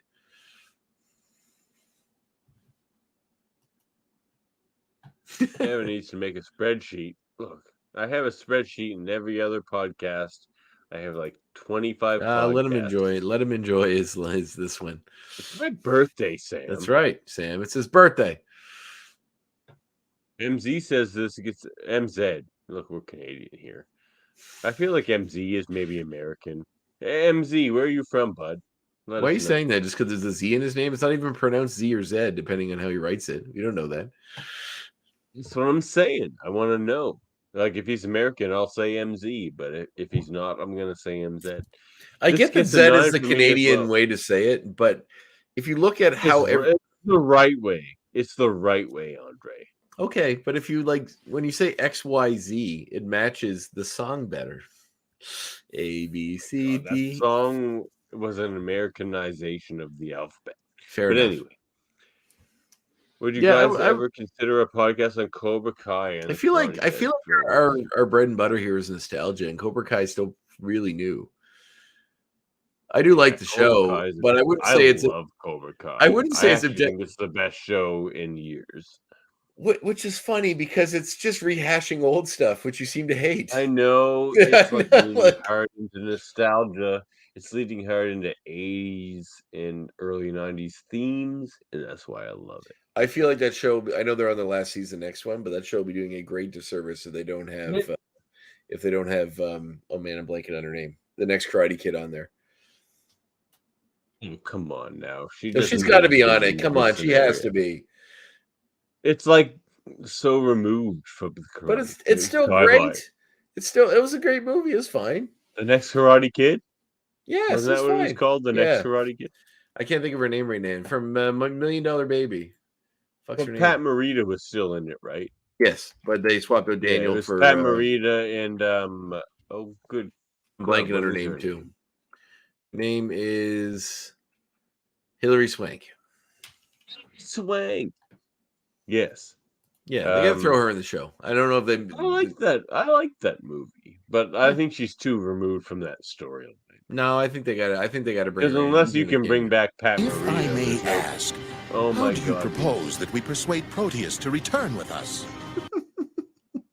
It's almost endearing now. You know, it's funny. I watched a play last night. The theater group I'm in, they're having a play come running this week. I'm not in it. I just helped build the set. So last night was their tech rehearsal. So I went to watch it. Sets? Yeah. So last night was the tech rehearsal, and I went to watch it. It's the only night this week I had to watch it. And it's called the one act play that goes wrong. So it's just about a really terrible theater group putting on a play, and sets fall down. The song never ends. Yeah, basically. So the set falls down, and like the lines get mixed up, and like the whole point of it is that it's a terrible theater group, and a lot of the joy is just watching things go wrong. And it's endearing. It's funny. I think it's you. MZ or MZ. If you like the actor who plays Terry Silver, whose name escapes me at the moment, but it'll come to me. He was great in Cobra Kai. He was. You should absolutely watch the John Carpenter film, John Carpenter's Vampires, because he's the main villain in it. Is he? Yeah, and I love John Carpenter movies, so I love John Carpenter. He'll come to me in a minute. As a composer as well. Oh, agreed. His music's amazing. Who's he played by? He's played by Thomas Griffith. So yeah, check that out. Good movie. Weird movie. James Woods is the main character, and I know he's problematic nowadays. But aside, it's like a Western. What happened to James Woods? I'm not aware of this. Oh, dude. Google him and look it up. Oh, no. I love James Woods. Oh, no. Really? He's super right wing, like super, super right wing. Of course he is. He's Southern. Yeah, well, it's pretty. He's had some problematic tweets and comments. God damn it. Sorry. I gotta hate the internet age. I love the age where you could just love people and like not have repercussions of that love. That's right. Like, well, you didn't know so much about them. At least they're not hurting people anymore. If they were one of those types of people, but it's like it does suck when you like your heroes are revealed to be monsters. But that's why they tell you never to really idolize anybody, because they're just humans, and humans are inherently monsters. No, I idolize no one but like maybe Stan Lee, because I met him and almost killed him, and he'd forgive me for that. That is nice. Yeah. So what's your fourth point? Fourth, I feel like I'm on number two. You're on your third. Sorry, you're on your third. I just said the Amanda Vaught one. You're on your third. Okay. So remember X2? Yes, I love that movie. The best X-Men movie ever. It is the best X, and that's a friggin' sad thing to say. No, it's not. Yes, it's a fantastic movie. X-Men. But it's like a bottom tier X-Men movie. Like you can make so many better X-Men movies. Maybe now, but for the time period, it was fantastic. It's the best X-Men movie. I agree. Proteus is in that. Yeah, he's Stryker's son, right? He's Stryker's son. That's where they changed it. He's not Joe McTaggert's son. He's not Moira Do we even get Moira? We do. You do, Moira, yeah. She's in the First Class. No, yeah, she's in the First Class. She's Rose. Why always blanking her last name? Rose something like that. Not McIver. Rose McFadden. McFadden, right? I don't think so. She's married to Bobby Cannavale. What kind of mean? Rose Byrne. Byrne. Oh, Rose Byrne, of course. Yeah. John Byrne. That's how I used to remember that. Go away. John Byrne's great. Yeah, he is. I finally got. I ordered. Yeah, I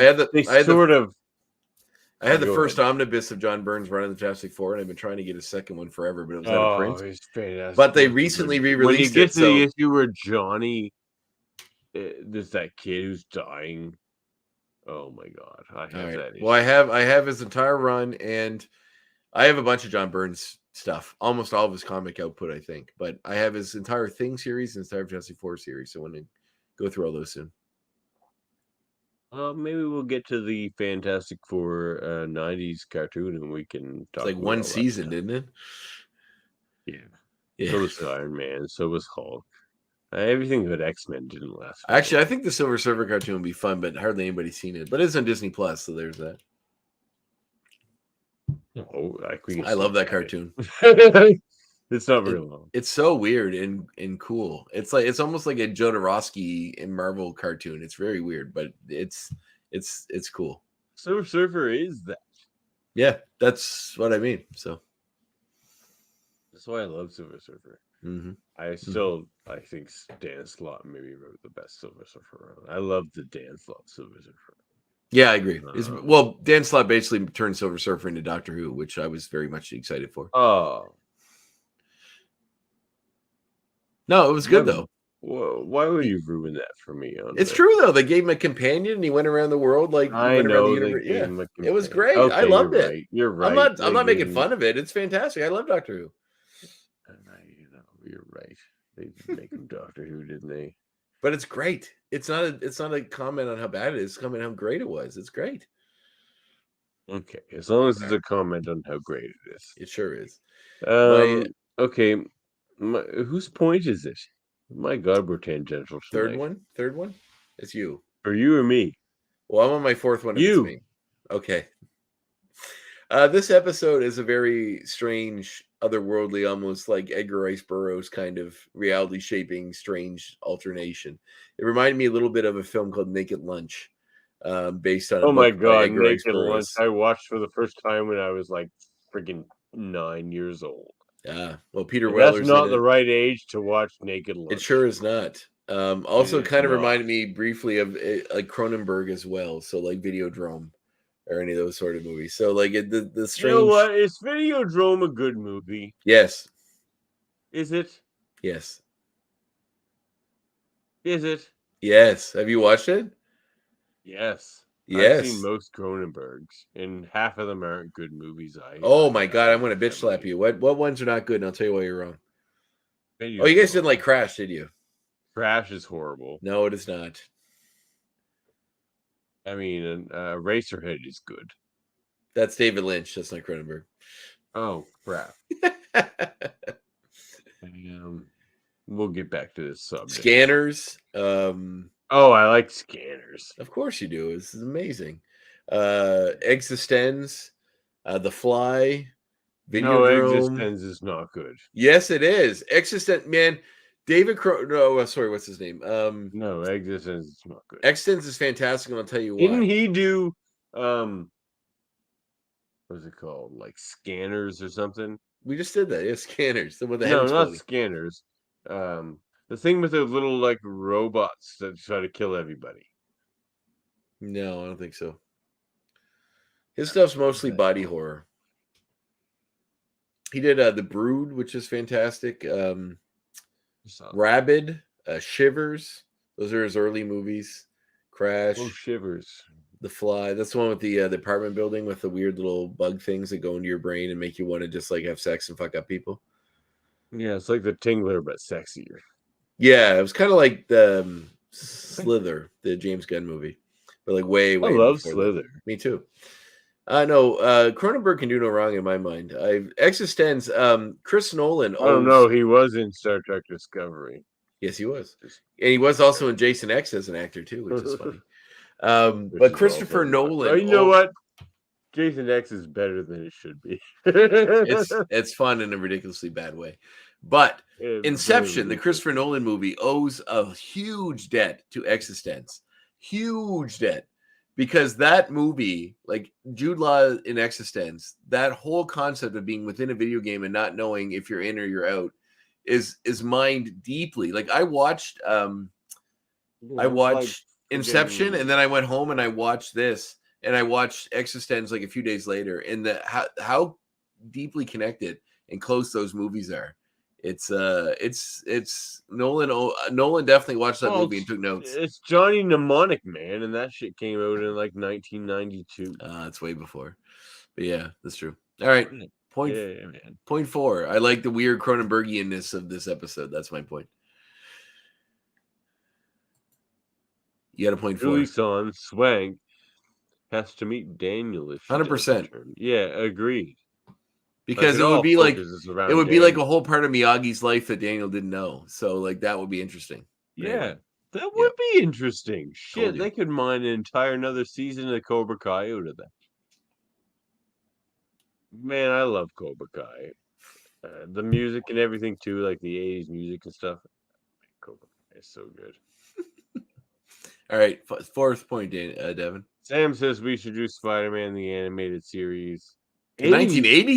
The Amazing Friends. No 80s. Yeah, there is. Yeah, the Amazing Friends. You don't mean it.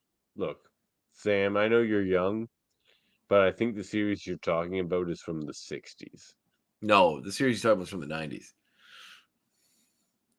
Is that what he's talking about? I don't know. I don't know half the time what Sam's talking about, but I love him dearly anyway because he watched the show. I think we love you, Sam. But are you talking about the 90s series or like Spider-Man where he never fights anybody notable? There was an 80s cartoon that was just by itself, so that might be what he's talking about. That wasn't the Amazing Friends. No, before that. No, there wasn't. No, there wasn't. Yeah, there was. No, there wasn't. Okay.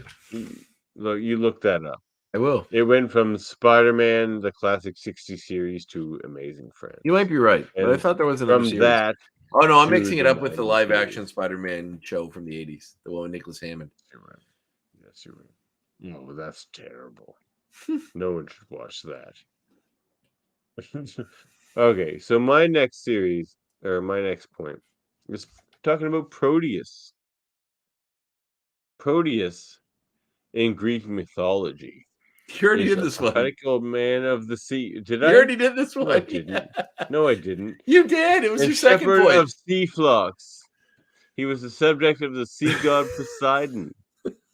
And his dwelling place was near the island of Pharos, near the mouth of the Nile River, or the island of Carpathus. It's Carpathius, but yeah. No, it's Carpathus. Okay. Between Crete and Rhodes. Okay, that was your second point, David. No, it wasn't. How many whiskeys did you have tonight? I started the same time as you. Oh wow! Well, then I can hold my liquor better than you can. Definitely can't. I am a legend. Are you? I am a legend. Well, we'll have to put that to the test sometime. Maybe we'll record it and we'll do a drinking contest.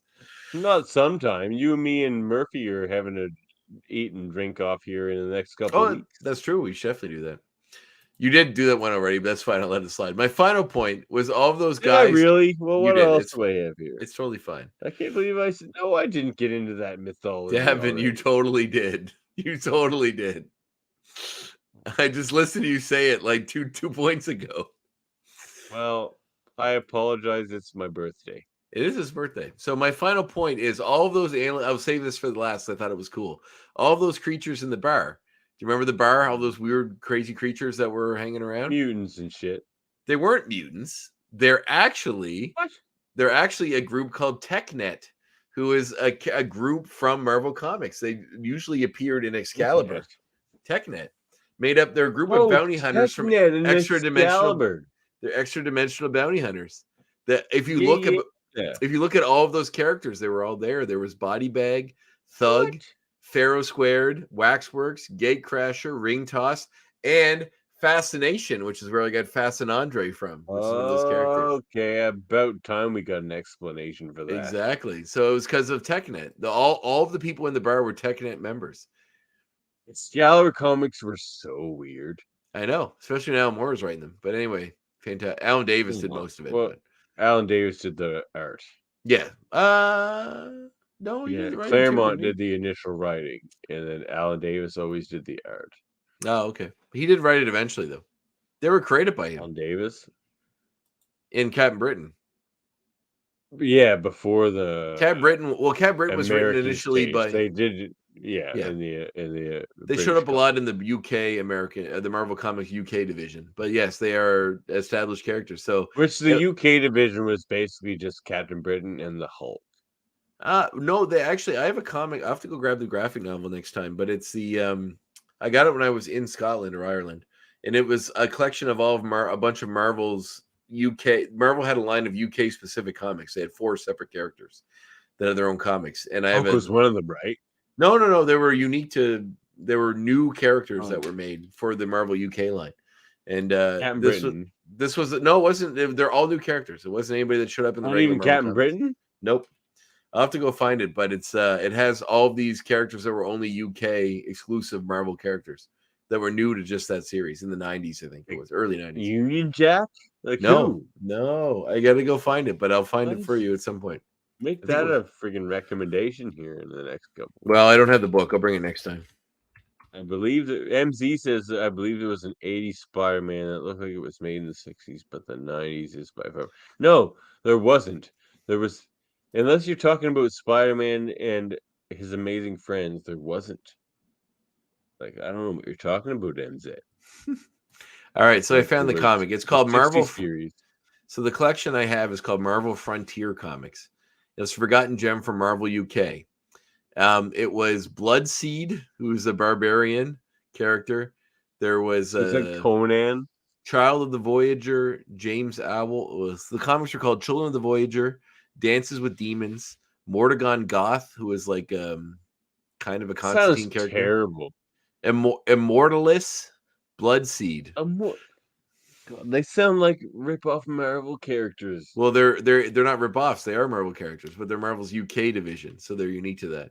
Just characters that never ever popped up in the regular characters and made like a British they never popped up in the regular and the ones over here.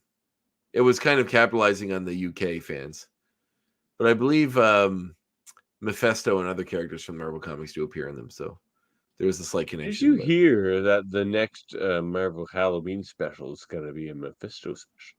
Well, he's supposed to be in the Ironheart TV show. We'll see about that, but apparently the equivalent this year of Werewolf by Night is going to be a Mephisto special. Well, the rumor is Sacha Baron Cohen is playing him. That's what I heard. And he's going to appear in Ironheart first because the villain in that series is going to be the Hood. Ironheart's not going to come out before that Halloween special. Well, the Hood is going to be one of the villains in that series, and they're going to connect him to They're going to connect him to Mephisto, which is where Sacha Baron Cohen will come out. Well, that he makes a deal with the devil to get his powers. Instead of getting Infinity Gems, which is how he got it in the comics. The Hood didn't get his powers from Infinity Gems. He did. Okay, that was a retcon for later then. He did. All right, cool. All right, so are we done with our points? I think so. All right. Next segment. The only other point, I feel like we did 2 points each, but the only other point I had was that, like, the little bitch scene came up again. You made such a big deal out of a little bitch. Yeah, actually, Charles had a good reason to be a little bitch. So, like, I have to retcon my. You have to retcon. I have to retcon my. You owe Xavier an apology. He was. Everybody here comes in. Charles Xavier, I apologize for my untoward behavior. I didn't know the full story, but I know you were correct in your reaction. Moira did you dirty. Did him dirty. So dirty. She didn't wait 2 months. I mean, we don't have a timeline, but I feel like she didn't wait 2 months. Seemed like 2 months.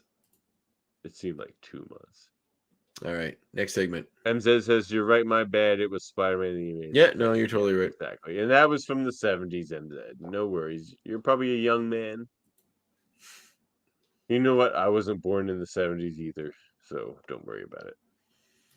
Neither was Andre. None of us were born. I'm older than Andre. If I wasn't born in the 70s, you can bet damn sure Andre. 2 years older than me. 2 years? I thought it was 1. Jesus, I'm 37. Enjoy that youth while you have it. I will. I got 2 years to enjoy it before I'm old and decrepit like you. Man. Just wait till like things start to hurt for no reason. Oh, like, seriously, this arm has been broken for like a month, and I'm like, Kevin, what's going on I'm a professional wrestler, man, and things have been hurting since I was 20 that haven't stopped. So that's fair enough. That's fair enough. You know, get yourself a Hell in the Cell style match. I will someday. Look, here's a question for you. If you could Mhm. Hell in the Cell anybody, who would it be? Like at any point in their careers, or just anybody now? Sure. Well, both. Give me both. Mick Foley, if it was anybody anytime.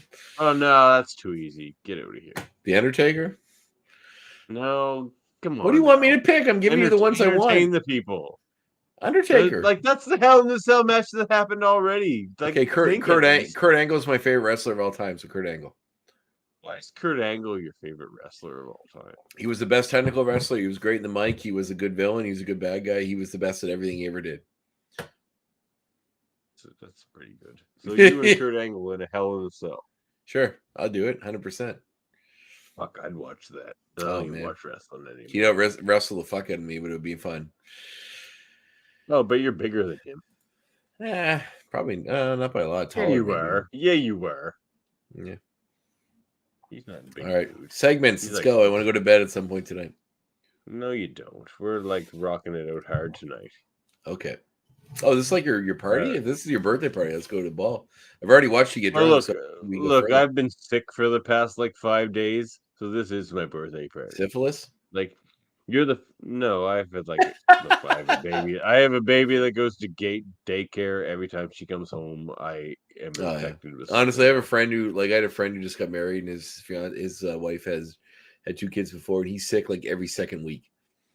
Oh, it's ridiculous, man. I'm just waiting for my immune system to be like, yeah, we got this. But like, It doesn't happen. It's because the kids are just No, it petri never dishes. gets They there. just keep passing it back and forth forever, and then it gets stronger and And they're- stronger. And their friggin' immune systems can adapt. But I'm like, look, I'm almost 40. I can't adapt to this shit. Like, stop bringing this shit home, you know? But they don't. You're just gonna have to not let them go to daycare anymore. Just homeschool. Oh, man, I'm pretty much doing that anyway in the winter. Yeah, I'm you'd a be good. seasonal- You'd be a I'm good a teacher. seasonal fella. I would be a good teacher, actually. I I'm just believe it. waiting for Edith to understand every bit of English. Because I'm like, I keep putting things off. I'm like, look, as soon as she can Is your understand what I'm daughter's name saying. Edith? Yeah. Did we ever talk about this before? What do you think my daughter's name was? I don't think I knew what your daughter's name was. Yeah, it's Edith. Oh, it's my grandmother's name. Wow. That's amazing. Edie for It's short. a great old name, man. Yeah, exactly. She's Edie for short, but it doesn't really fit her. She's more of an Edith than an Edie. Edie sounds younger. I met a girl that was like in her 20s. And she's not very young for her age. I met a girl that was like in her 20s a while ago, and she was like, I have an old name. I was like, what's your name? She's like, oh, it's Edith, but everybody calls me Edie. And I was like, oh, it's my grandmother's name. So it is an old name. Beautiful name. It is a nice I name. love the name Edith. Yeah, man. I think that's awesome. Is that your paternal or maternal grandmother? Maternal. My paternal grandmother's name is Mary Louise. Good one, too. Also still alive. They're both in their 90s. Well, here's the thing. So my daughter on the way. Oh my God, this is our longest episode ever. Already. Anyway. We got to fire through these segments. It's my birthday. That's true. So Special Davan birthday celebration. Yeah, exactly. So my grandmother, his middle name this is the X-Men connection. So my grandmother's middle name is Jean. Oh, really? Jean? Yes, exactly, Jean Grey. And so we're naming our new daughter that's on the way Ursula Jean after that's sweet. Jean Grey and my grandma. I still think So an there's an X-Men Andrea would be all right connection to throw in there. Maybe a Jean or Ursula Jean Andrea. Look, if I accidentally have a third, it's all yours, bud. Perfect. I'll take it. My middle Will name's ya? Julie. My middle name's Julian, so you can call her like Julie or something instead if you want. Your middle name's Julian? Sure is. You know what? I once had a best friend named Julian. He was an exchange student from France. We lost touch, but he loved me, and I loved him. But anyway. It sounds like a one magical, confusing summer. He was French as fuck. Like, he would throw a cigarette in someone's face just to be funny. And I'm like, what the fuck just happened? That And he sounds was like a yeah, Frenchman. that's how we do it. That sounds like man, a Frenchman. He was so French from France, you wouldn't even believe it. But yeah, right. What's France? France. Chill out a little bit. Hey, check this out. What do you got for us? I'm Okay, first? so I'll go quick. Okay. So the original Proteus saga, I know I'm the guy who like ties everything into the comics. The original Proteus saga goes from Uncanny X-Men 111 to Uncanny X-Men 128.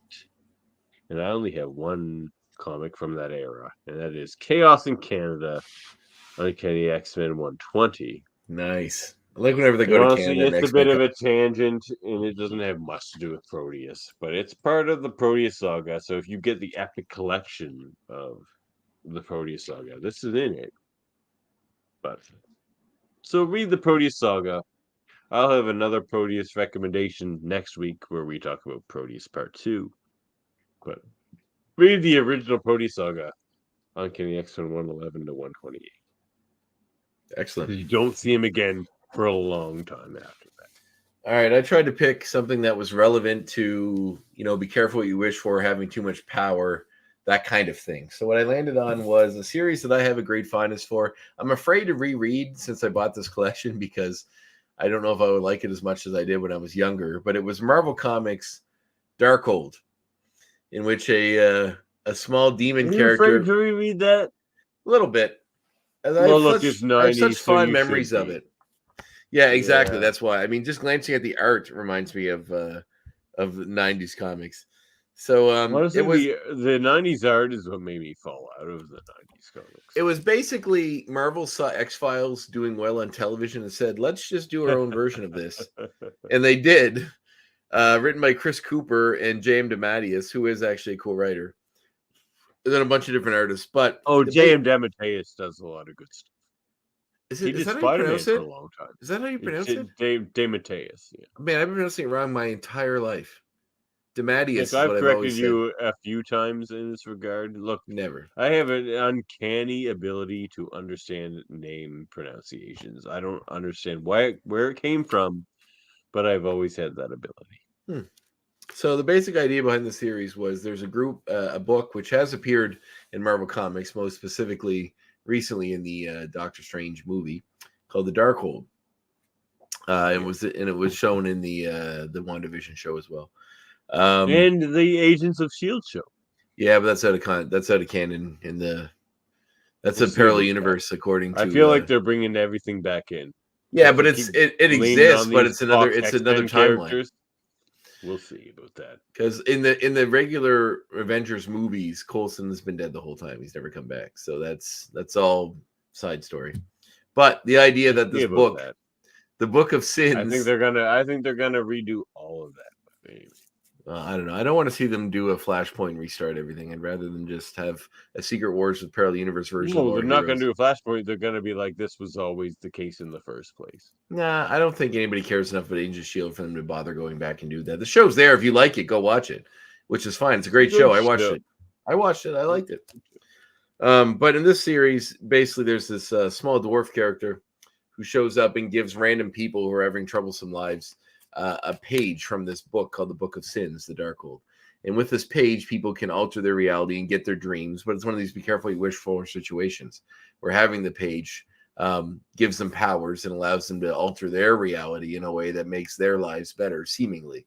But in the end, just cause a big mess. And there's a government agency that's set up to investigate this stuff and try to reattain these books or these pages from the book, which they do. And so that's basically it. There's three main characters. There's like kind of an older black woman who's an oracle. There's a younger white woman. Montesi, is that her name? Yeah, Montesi, yeah. And then there's the younger... I'm surprised. Did you read this growing up? Yeah, I did read Darkhold. Yeah, I liked it. I was all into Marvel until about 1993. Yeah, this is the trade that has the whole series this is in it. getting bad, and I backed out. So there's the... it started in like 1991 or 2. There's a straight edge white guy who's basically Robert Patrick's character from X-Files when he joined the series, who's just a straight edge FBI agent. But he has a dark backstory. Everybody does. And then there's this girl he is like the agent who has like the mystical backstory. Yeah. Then this girl is like connected to the demon that had the book. I mean, all these. Funny they never brought Montesi into the Agents of S.H.I.E.L.D. show. No, they still could someday. It was a very strange series. Okay. You think that show's coming back? No, but they could throw in the Marvel Universe somehow. I'd actually like to see this become a series on Disney. I would watch the show. It's pretty cool. Like just people investigating the Tales occult of the side of the Marvel Darkhold. Universe. Yeah. Well, what do you expect from that, like, Agatha show? Oh, that's a good point. It's got to be the Darkhold show, right? Well, the Like, Darkhold got destroyed in the. What the shit else could it be? So Louise Hastings. So here's the phrasing on the book.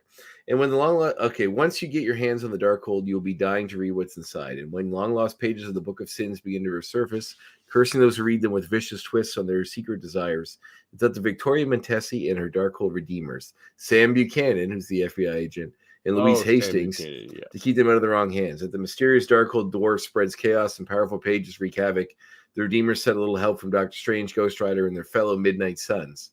But whose side is Modred I forgot about Modred.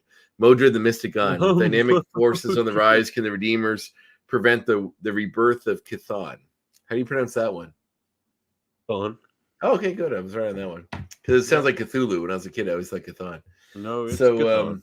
So this dwarf would show up, give you a page from this book, you get your darkest desire, but it will warp everything. These guys come out and fix it. There's also a tenuous connection. That's where Wanda's at in the MCU right now. So, like Marvel Comics, everybody that ever shows up needs to have some weird connection to some other character in the Marvel Universe. And Sam Buchanan was the one in this series who actually was connected to Weapon X and worked with Sabretooth in the past for the government. And there's actually a crossover. Sabretooth shows up and, they have some fun stuff with that. So there's an X-Men connection. Oh, it's like a good book. What do they call that book? Darkhold, page from the Book of Sins. It's the complete collection. It's all the comics. One big volume. It didn't go very long. I probably like 12 No, I think there's only. It contains the comics 1 to 16, Doctor Strange number 90, and Midnight Suns. Okay. So probably about 20 comics all said and done. A lot of cameos. Anyway, that's my comic recommendation. Check it out. Here's a question for you, Andre, from MZ. Have you ever worked with any ex-WWF, WWE, A bunch. AEW? Yeah, the genius. I worked with Lanny Poffo. I worked with Lanny Poffo was a great fella, man. He was. He was actually a good friend. I knew him well, and we used to talk even up to. He was a good dude. I worked with Lanny Poffo. I appreciated him back in the 80s when he was just like clearly more modern than everybody else. Yeah. I've been on tour with a lot of the guys, but people I actually wrestle would be that have been in any of the big things. I wrestled Lanny Poffo. I wrestled Hacksaw Jim Duggan. I wrestled Hacksaw Jim Duggan twice in Newfoundland. I wrestled. Did you beat him? No. Oh, that's bullshit. I should totally beat Hacksaw. Yeah, I could beat Hacksaw. I wrestled one of the Bushwhackers, Bushwhacker Luke, a bunch of times. Did you beat him? I don't remember. Probably not. Damn it! Did you beat anybody, Andre? No, because that's not how wrestling works, Devin. They bring in these names to wrestle. Oh, I wrestled Gangrel. Your ass every time. I wrestled Gangrel. Promoter. I wrestled Gangrel. Not in the promotions where I wrestled these guys. I was just a wrestler. You know what? I was a wrestling fan at the beginning of Gangrel, and he sucked. He's actually really never good. Into the Gangrel thing. I wrestled Rhino. I wrestled. Who's Rhino from ECW? Yep. Did you beat Rhino? No, it was a tag match. Did you beat anybody, Andre? Nope. Worst wrestler ever. God damn it! I think you're better than all these guys. Well, I'm not the one who. I'm not going to let you in a little secret, Devin. Wrestling's not real, and a lot of these guys come in and they want to look strong because they're a name, so they just put them up against whoever's around, and then you lose to them. It's fine. I don't care. It's a gig. It's like being paid to be in a play. If I'm in a play and I get shot in a play and die, then I die, and that's just how it works. That's what wrestling is. You put on a good show. The ending is irrelevant more often than not. Oh, Carlito, I wrestled him a couple times. Who? Carlito. They have the apple. He used to bite and spit in your face. No, I don't know him. He's Carlos Colon's son. He was like a big wrestler in Puerto Rico. No. I wrestled some guy, quite a few people here and there over the years. I like that you wrestled the genius because he's. I wrestled Stone Rockwell from Impact. Thanks, MZ. Yeah, shoot guys over the years. All right. Oh, also, I've been also just thinking about trippy dream logic. I've been reading Fear and Loathing in Las Vegas. It's a great book. Another side connection. I mean, Hunter S. Thompson was a good writer. Fantastic writer. I just watched a movie at the movie night I host recently, and then I thought I'm going to read the book, and I love it. It's great. Why did you guys do Fear and Loathing or something? We did last Friday. We're doing Lady Snowblood this Friday. I don't know that one. The old Japanese revenge flick. The character Irishi Ren from Kill Bill was heavily based on this character. Irishi Ren. Who was that? Like Lucy Liu's character. Yeah. Okay. Lucy Liu's character. Did we do? Oh, we didn't even do. Did we do? Hey, check this out. Did you recognize the comic yet? Yeah, that was Dark-Wolf. Oh God, we've been to. Okay, we just did it. This is our comic reminiscences and recommendations segment. We just did that. Oh, wait, I did. Oh my God, we did. Okay. Look, okay, we're on to the movie. We're on to the it's movie. my birthday. We're on to the Don't worry movies about it. We're on to the movies Yes, and video game a, portion. We certainly are. And as soon as I find that, okay, what? Where is it? Look, it's my birthday, everybody. Please forgive me. My VCR, it's called. Mm-hmm. Oh, there it is. My remote.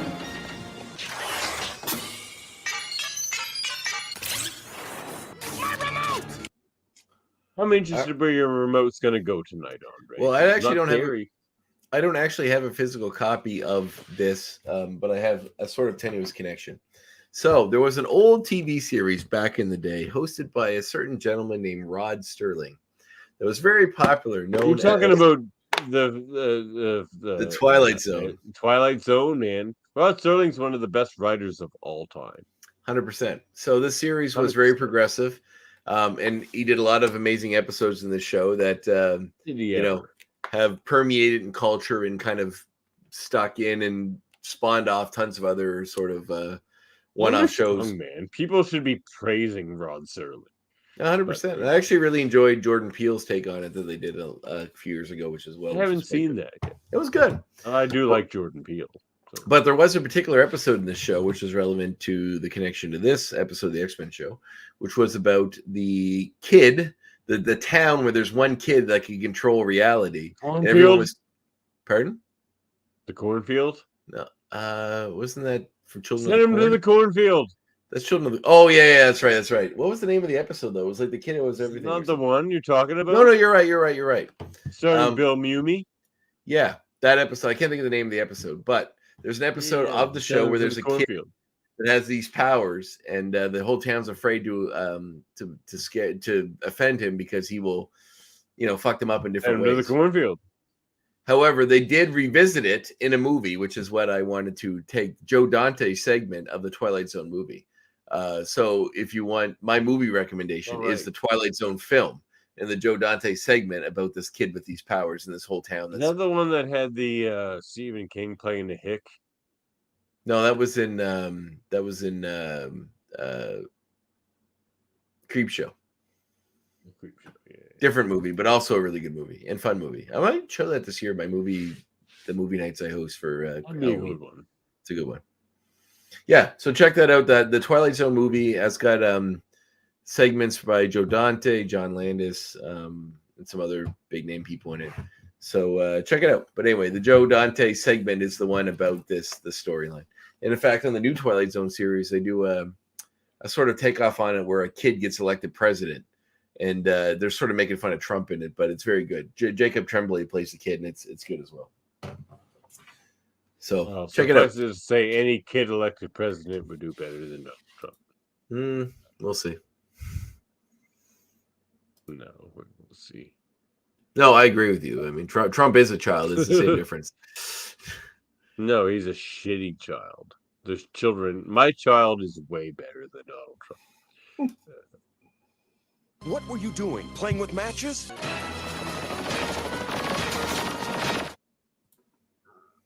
Look, it's actually funny I haven't mentioned this yet because I've talked at length about how great X-Men for Sega Genesis is, right, Andre? Mm-hmm. You sure have. So there is indeed a sequel. Ooh, and I I didn't haven't know talked that. about it much, but it's X-Men. Oh, I remember that. Okay, I do remember that. It was very good. Some people say it's better than the first one. I don't agree, but it's still a great game. The two best X-Men games, in my opinion, are probably X-Men for Sega Genesis and then this one.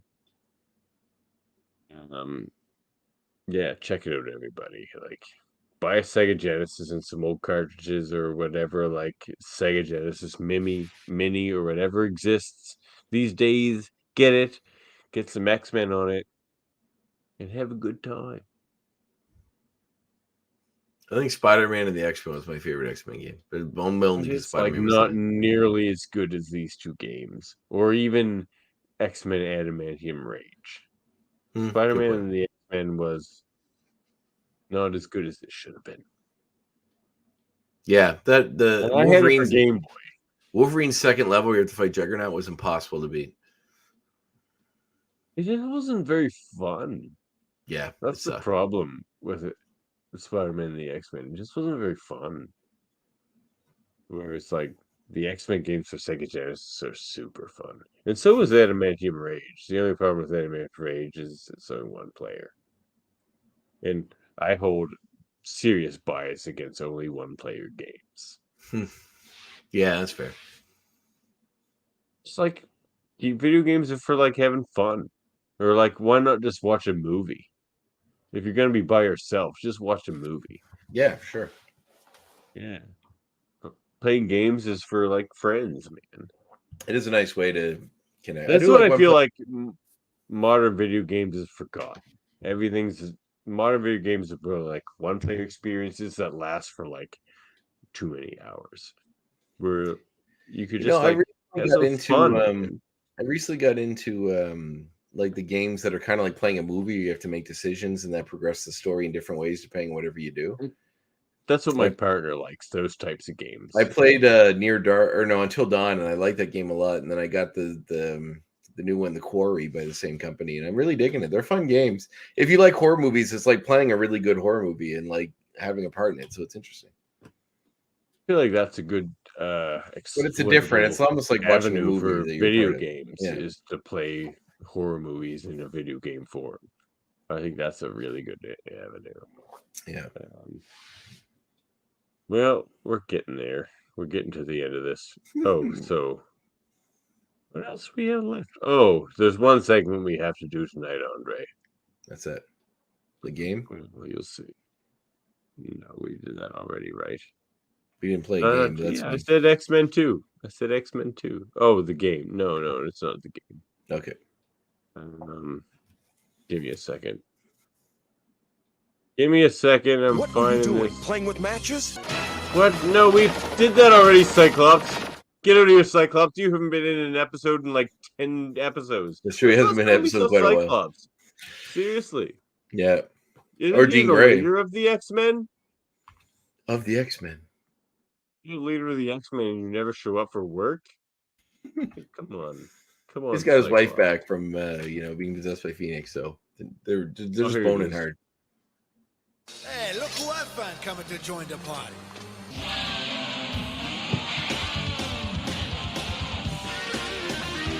Glad y'all decided to join the party. So, glad we all joined the party. So, we did learn a little bit about X-Men 97 recently. You sent me the link. Mm-hmm. So, we have a situation where Wolverine and Storm are trying to reform the X-Men with the absence of Professor Xavier, who's gone off to the Shi'ar Empire to hang out with Lilandra and heal from his near-death experience, which we'll get to in Season 5 of this podcast. Sure will. But what we also have learned is that Magneto enters himself into the situation. He's just like, you know what? I can take over for Xavier. We're pretty much the same guy, except not. So that happens. And we also learned that the main villain is going to be Mr. Sinister. Christopher Britton, hopefully, will appear on this podcast at some point. Have you reached out to him? No, but we're about to. But Mr. Sinister has been written so well in the last few years. Like, if you were to pick the best X-Men villain of the last even 10 years, it's probably Mr. Sinister. Pretty great. Certainly of the last 5 years. And if they bring any of that storyline into this new series, it's going to be so good. Like, he is playing the X-Men so hard right now in the comics. So, I'm looking forward to this series, really. And you know what? Did you watch Lock and Key? I hate it. I love the comic, but I hate the show. Yeah, Christopher Britton was in that, though. Oh, that's a shame. The comic is so good, and the show is like so not. I mean, whatever. I'm happy that Season was okay. I'm happy Joe Hill's making money off it, but man, it's not. It does not feel like the graphic novel, and I love the graphic novel so much. Yeah, fair enough. But X-Men 97. So Mr. Sinister is the main villain. You could get literally 2 seasons out of that because he's. Yeah, I hope they bring back Apocalypse. He works the behind the scenes game in the long game. Like, seriously, long game. If you've ever seen a character in comics that works the long game, there's no more than Mr. Sinister. He's thinking like 100 years ahead. And so I'm looking forward to that. That's there. Party like it's 1997 segment. Nice. Oh man, I can't wait. So October, where this show is we have just enough time to finish this podcast in time for X-Men 97. Awesome. We're gonna be set. Look, we're meant for this show. Oh wait, we do have another segment, don't we? That's right. This is where you talk about the other shows in the Quidgibo. Oh, not Quidgibo. All I need now is for you to contact your students, Professor.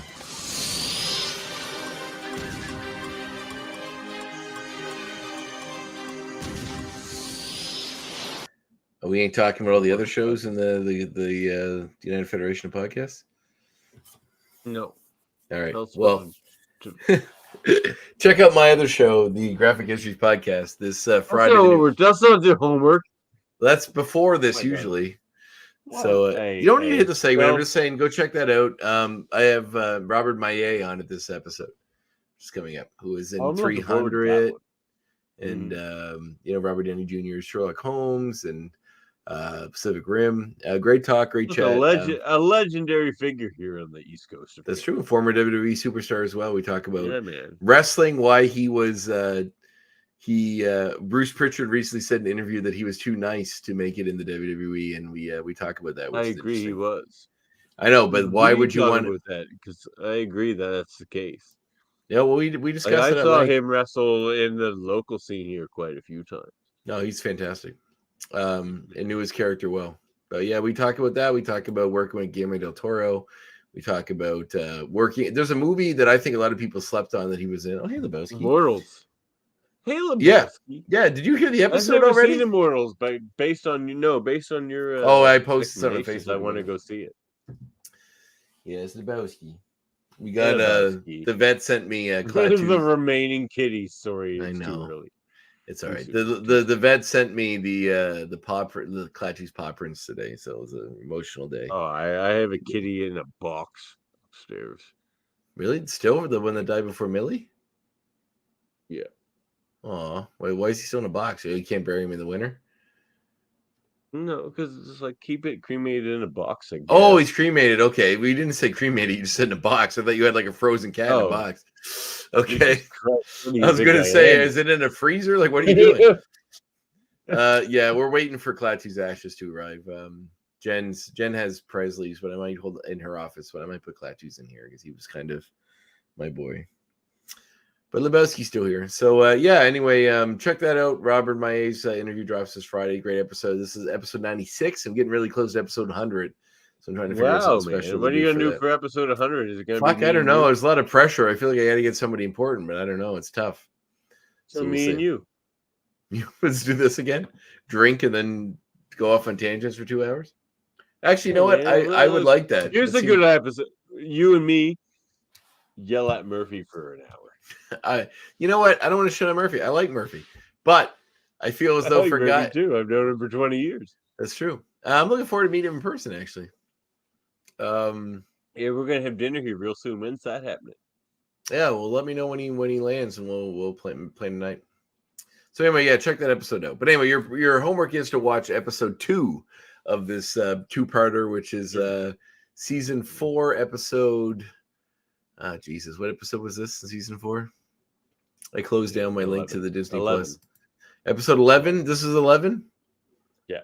Okay, so watch episode 12, Proteus Part 2, in which we get the full. Originally was season 4, episode 5. So it's it's so fucked.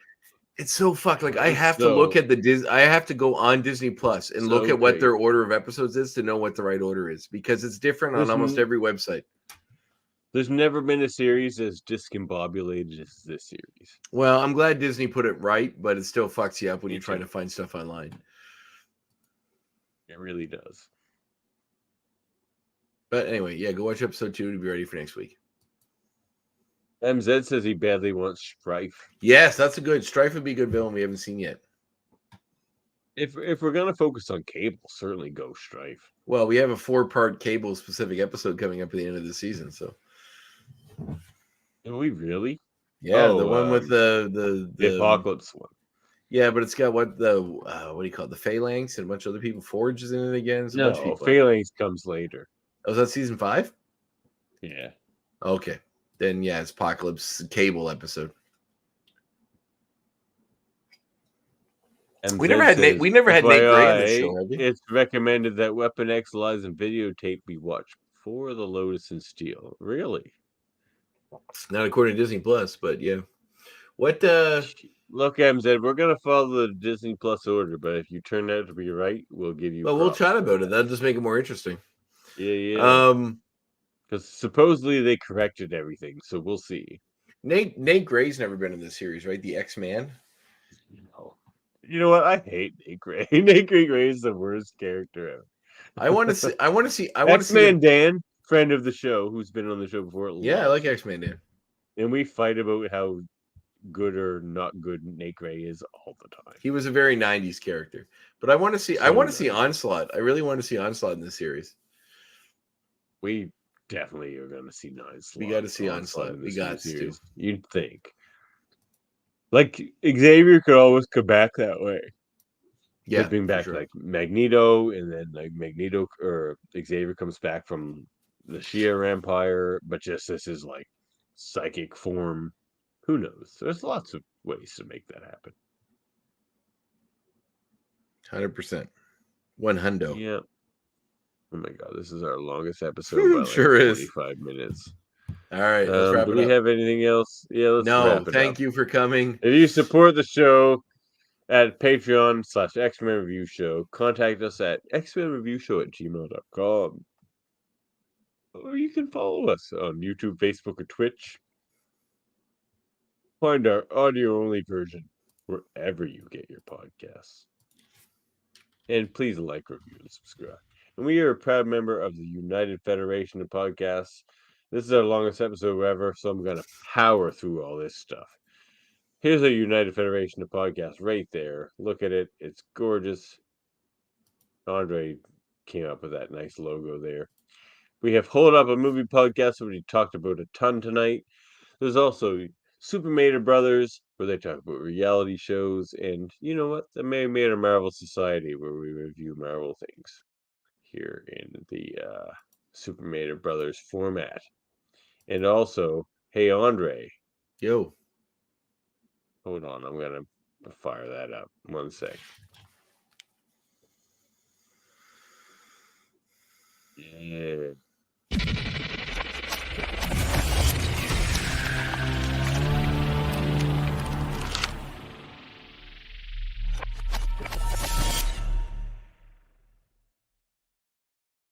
Voted a bit, but what's happening over there with Robert Maillet and the yeah, check it out. Robert Maillet, I think I talked about it enough. Robert Maillet over on my show this Friday, which is a great conversation. I had a good talk about wrestling, about how he got into film, about 300, about Gerald Butler, about the Immortals. Gerard Butler. Yes. What Immortals. is he in with Gerard Butler? 300. Oh, of course. Yeah. Does he not like Gerard Butler? No, they get along very well. Oh, okay, very good. So yeah, all that good stuff. Check it out. New episode this Friday. Don't know who the episode after that'll be, but I'm trying to figure that out right now. Well, it can be me and Murphy if you. Just us arguing about movies for 2 hours. It sounds great. Oh, man. Actually, that sounds great. Well, that's great for me. You feel like you have a lot to say about our podcast. I do like movies, so I have a lot to say about the subject. And also the Hellbound podcast with Alex Blackburn and Michael Chan. And have you listened to that yet, Andre? No, I've been listening to your show. So once I'm done that, I'll move over. I had Michael Chan on my show. It was a great interview. We've been talking online a little bit. He actually bought one of my wrestling shirts. I sent it out to him. So I'm waiting to see the old school Andre Mayat t-shirt. Yeah, he got one. So he wanted one. So man, I got to get one of those. Let me know. Let's hook it up. All right. And also KBBBL podcast. Oh my god, I think I got. What's the extra B in this episode coming up for? Geez, you'd have to ask Francis. Okay, what's the episode? What was the B in the last episode for? What was the last episode? Was you know what? You have to ask Francis this sort of thing. Fucking Francis. He's in charge of the BYOBBs. Oh my god, I feel like I broke my mouse pad on this computer. My god. And also there's Trivial Debates. That's a fun game show as well. And also, oh my god, I totally did break this computer. What? Oh my god, this is a new computer. Murphy, you told me this computer would last me 10 years, and it's already broken. I can't click. I can't click on anything. Oh my god. What? All right, we gotta wrap this up, man. It's been a million years. Oh my god, all right, we're ending this now because my computer's broken. I can't click on anything. Oh my god, how do I even get rid of this? Oh my god, stop. Oh, I'm sorry, dude. It's like, oh my god, like all my mouse buttons are stuck when I try to click, like nothing happens. No, you got out of that, so it must be working now. Yeah, I mean, like 10 clicks, it works. So we're getting out of. Oh my god, it's broken again. Oh my god. All right, we're getting out of here. Any final words, Andre, before I desperately get out of here? No, just be kind to each other. We were talking about my cat who passed away, so give your cats a snuggle, your pets a snuggle, and do that. Enjoy each other. Yeah. And wish to have a happy birthday on social media. He's a great guy, and he deserves happy comments. Aw, thanks, man. Proud buddy. 1, 2, 3.